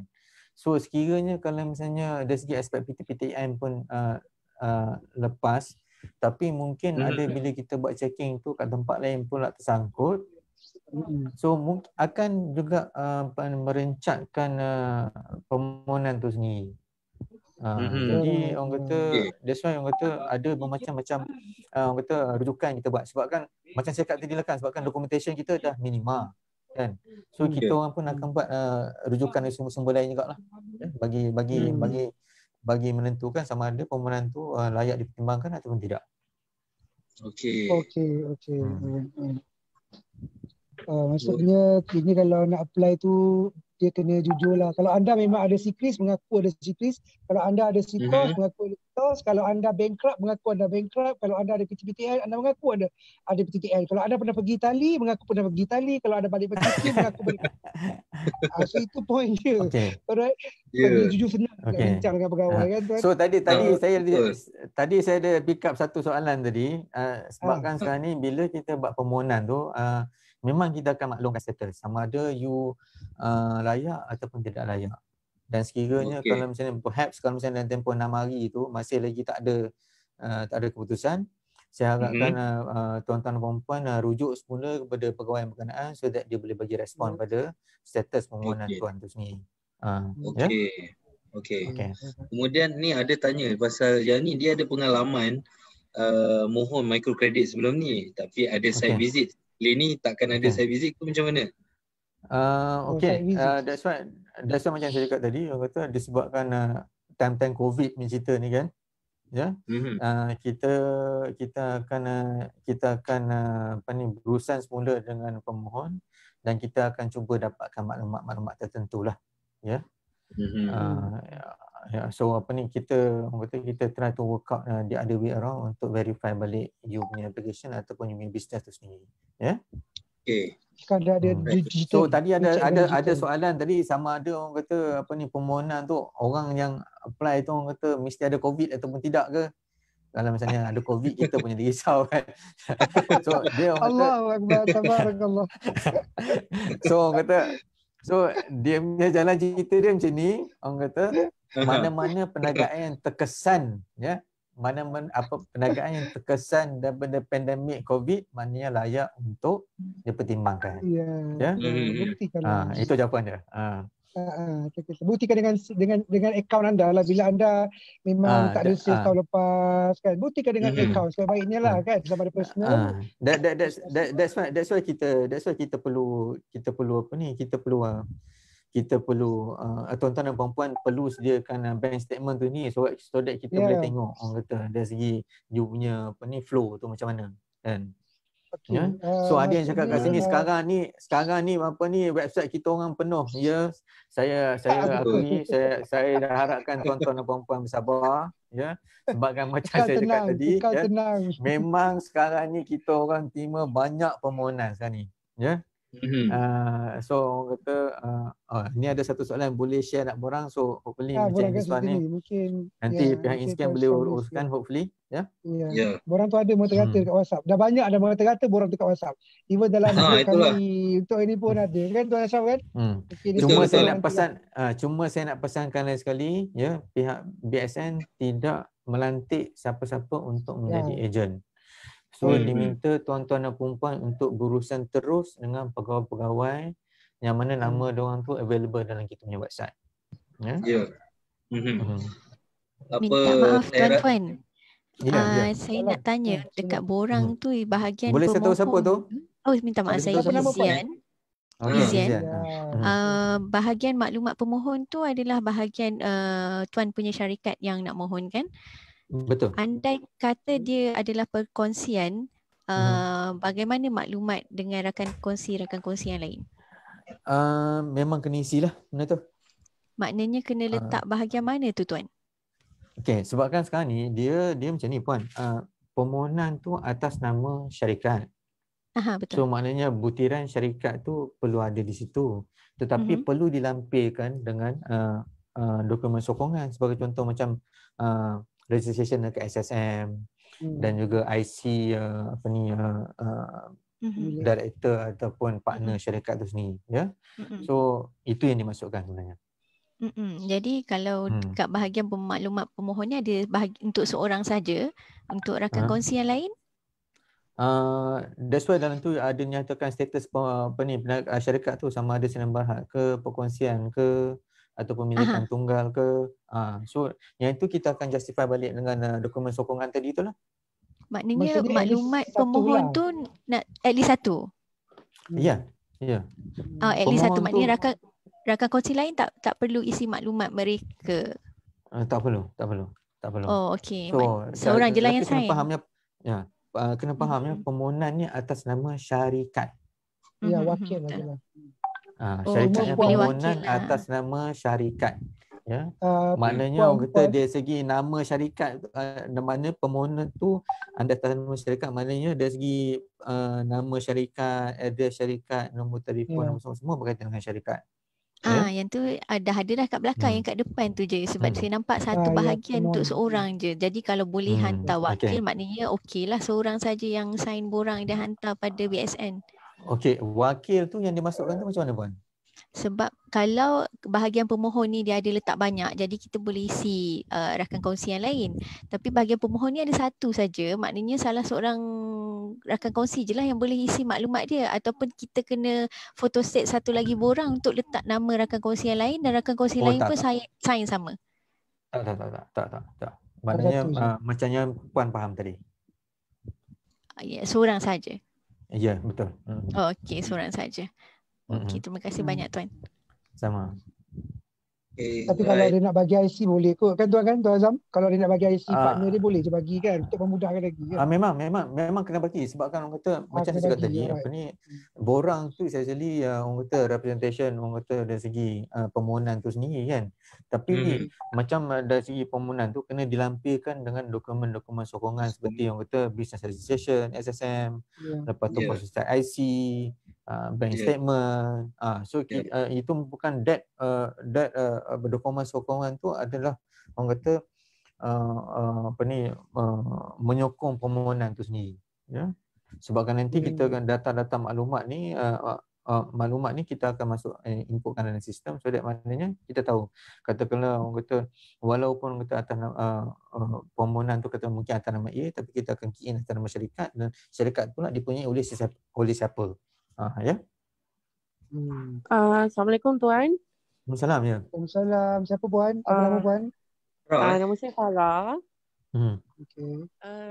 Saya nak tanya, minta maaf lah sebab saya baru join, sebab tadi ada masalah lain sikit. Jadi saya tak tahu isu ni telah dibincang ke tidak sebelum ni lah. Saya nak tanya, kalau macam kita pernah ada record yang sikrisitos tu kan, tapi kita dah clearkan semua tu, kalau tak silap saya dalam statement dia masih ada lagi kan selama 6 bulan kalau tak silap kan. Jadi masih boleh memohon ke? Okey, dia macam ni Puan. Kita akan berdasarkan status terkini pemohon tu sendiri. Ya. Dan sekiranya status terdahulu tu memerlukan sebarang pembuktian, jadi pihak pegawai kami mungkin akan memohon dokumen tersebut lah.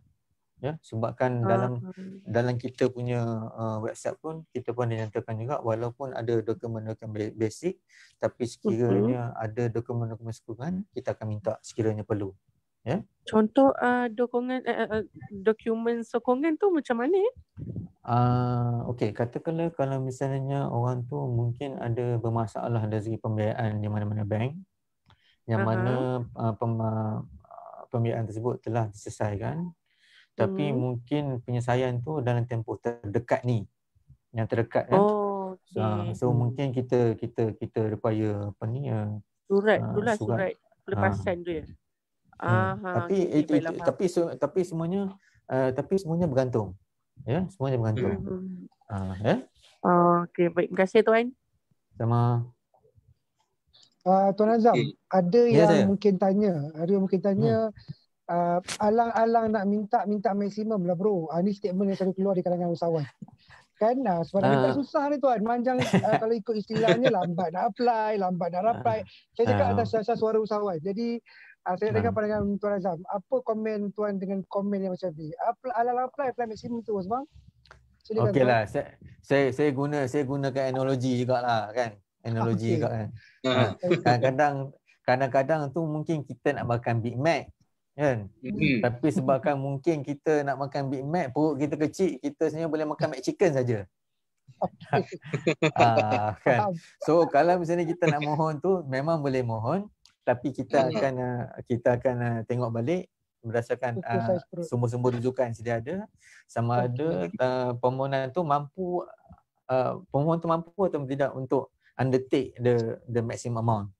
So katakanlah kalau misalnya yang mungkin mungkin ada masalah sikit untuk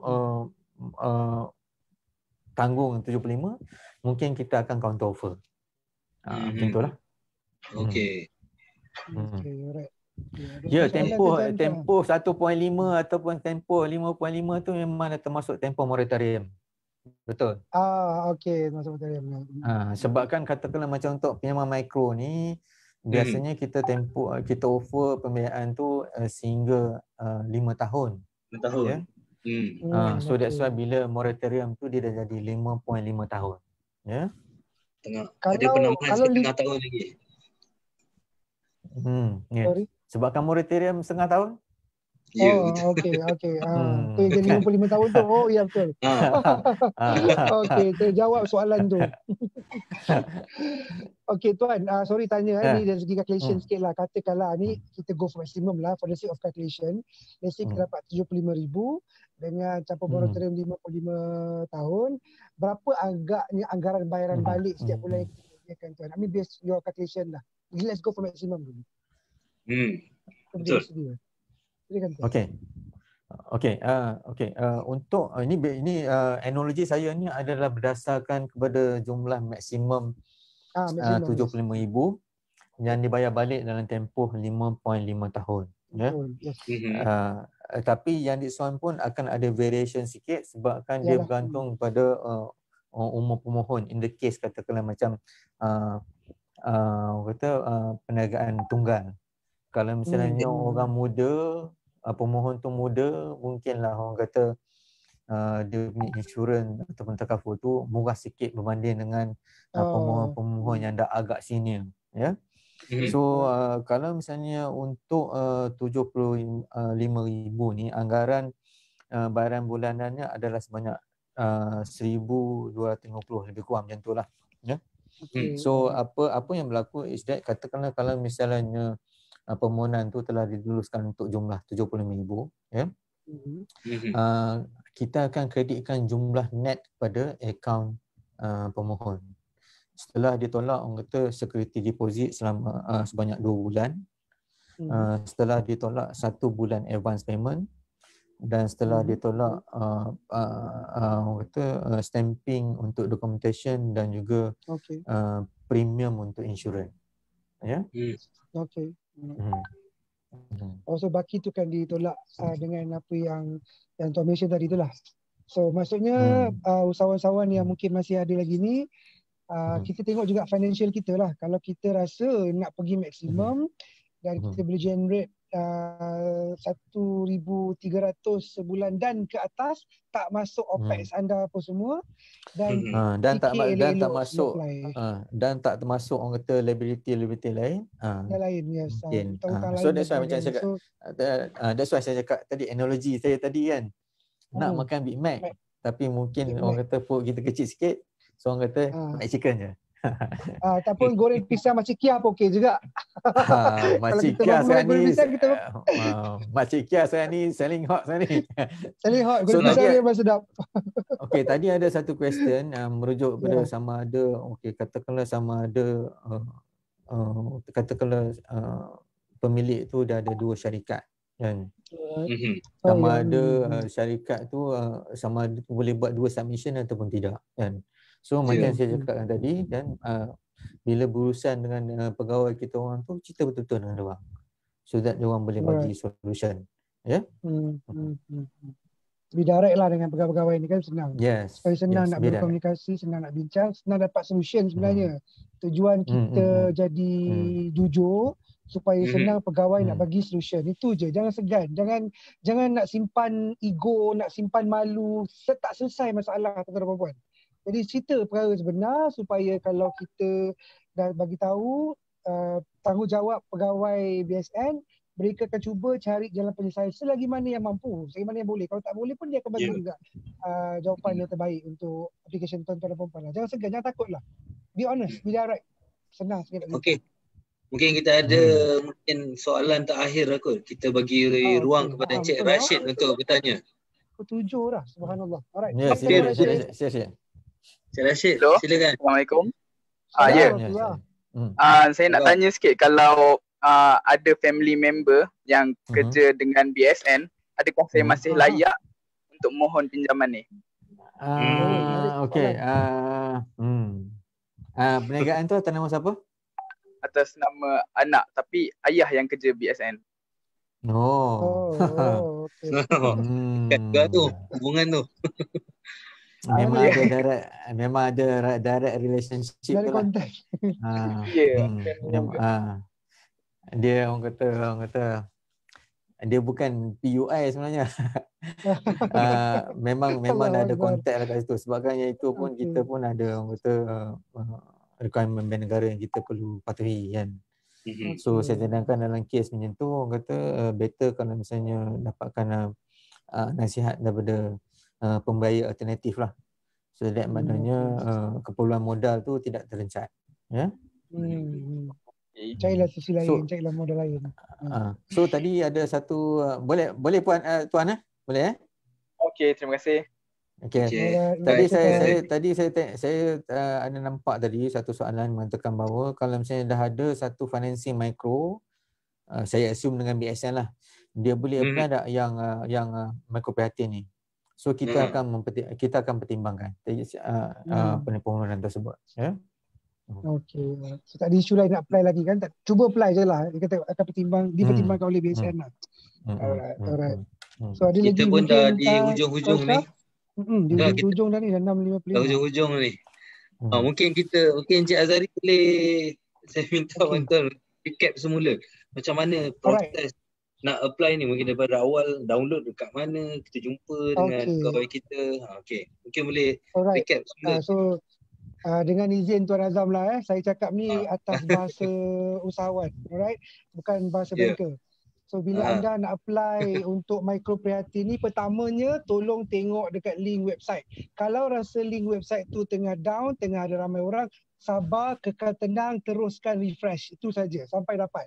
Okey, kalau siapa yang tak ada lagi borang ataupun FAQ ataupun maklumat lanjut, boleh tunggu di website tu. Website tu memang confirm tuan-tuan dan puan-puan ada semua senarai petugas mengikut kawasan yang dijaga oleh mengikut kawasan BSN masing-masing. Jadi communicate dengan baik-baik be honest dengan diorang, minta elok-elok, cakap baik-baik, jujur, bagi tahu masalah kita macam mana, apa cities bankrupt, PTPTN, hutang sana, hutang sini, jujur bagi tahu pada orang supaya senang mereka nak bagi solution. Kalau layak, layaklah.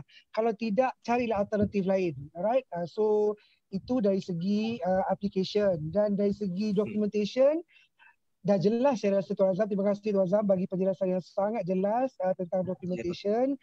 Kalau tak cukup, cukupkanlah. Saya jenis yang percaya, tuan-tuan dan puan-puan semua, bagi lebih tak apa tuan-tuan dan puan-puan. Jangan bagi kurang. Kalau dia tak minta IC partner, contohlah, you nak bagi IC partner, bagilah. Janji dokumen tu boleh mempermudahkan urusan pegawai bank untuk menjaga anda punya application. Alright, bagi lebih tak apa. Kalau anda dah memang ada business plan, contohlah, tak ada masalah pun, bagi je, tak ada isu. Jadi mungkin benda tu boleh membantu kepada pegawai yang menguruskan application anda. So give more, always give more. Dan saya paling risau bila dalam keadaan krisis ni, saya minta semua usahawan tenang, orang jaga emosi, minta elok-elok, cakap baik-baik, kita sama-sama nak tolong, government dah salurkan kepada BSN, Cik Azam dah mewakili BSN hari ini, ISKAN dah bagi ruang untuk anda bertanya. Jadi kekal tenang, jawab elok-elok, sediakan dokumen yang terbaik, lebih tak apa, be honest, telefon ataupun WhatsApp. Satu lagi jangan mengharapkan WhatsApp. Kadang-kadang telefon lah, kalau tak boleh angkat pun cuba-cubalah telefon. Janganlah marah pula kalau orang tak angkat, dia pun banyak pihak klien. Okay, so be human.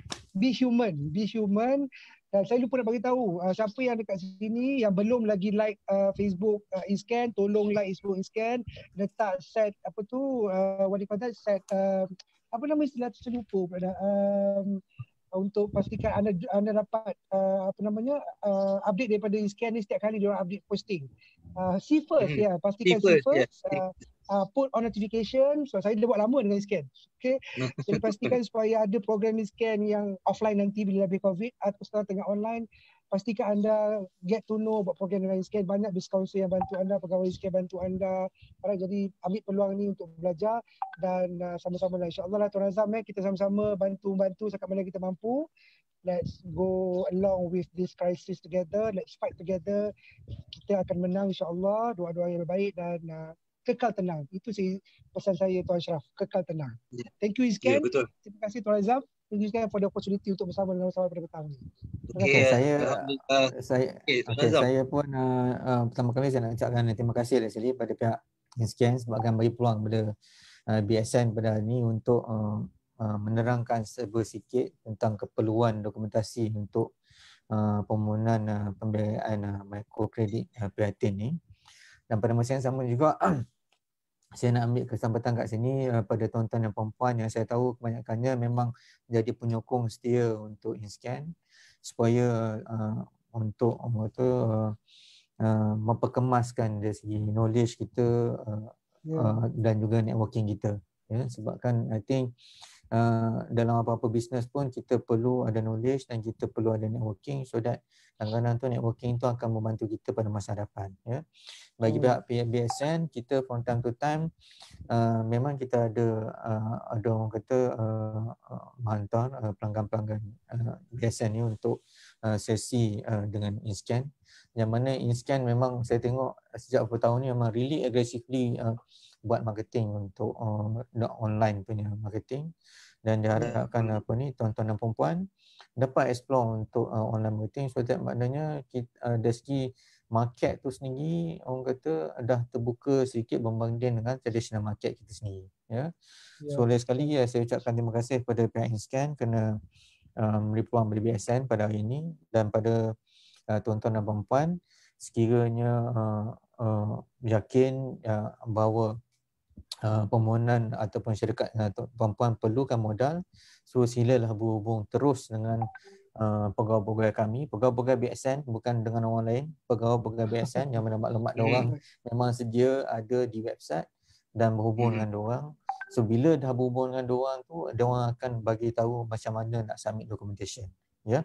Sebabkan documentation tu sendiri bila tuan-tuan dan puan-puan dah forward pada kita orang, kita pun akan buat verification juga pasal dokumen-dokumen tu sendiri. So dia akan tuan-tuan dan puan-puan tabah mengharumi COVID-19 ni, dan stay fokus untuk jadi lebih berjaya pada masa hadapan. Okey, baik. Terima kasih Tuan Azam, Tuan Azhari selaku moderator kita pada petang ni. Alhamdulillah, terima kasih juga tuan-tuan dan puan-puan yang masih lagi setia daripada kita start pukul 5 petang tadi sehingga sekarang jam 7. Alhamdulillah kita dah cover semua macam mana cara nak apply BSN punya financing yang ni. Diharapkan semua tuan-tuan dan puan-puan clear, dan sekiranya ada lagi benda-benda yang agak tak faham ataupun tak clear lagi, boleh berhubung terus kepada orang pegawai-pegawai di BSN seperti yang Tuan Azam pesan tadilah. Okey. Okey tuan-tuan dan puan-puan, sekian dulu kita punya sesi bimbingan online hari ini bersama dengan BSN. Alhamdulillah. Terima kasih dan teruskan dengan InScan, follow kita, insya-Allah kita akan ada lagi siri bimbingan online yang akan datang dan kita akan cover bermacam-macam lagi topik. So akan datang insya-Allah kita akan ada lagi topik financing juga daripada institusi kewangan yang lain juga. Okey. So semua terus update dengan InScan, follow InScan di Facebook dan juga di Instagram dan juga social media yang lain dan juga di website kita lah semestinya.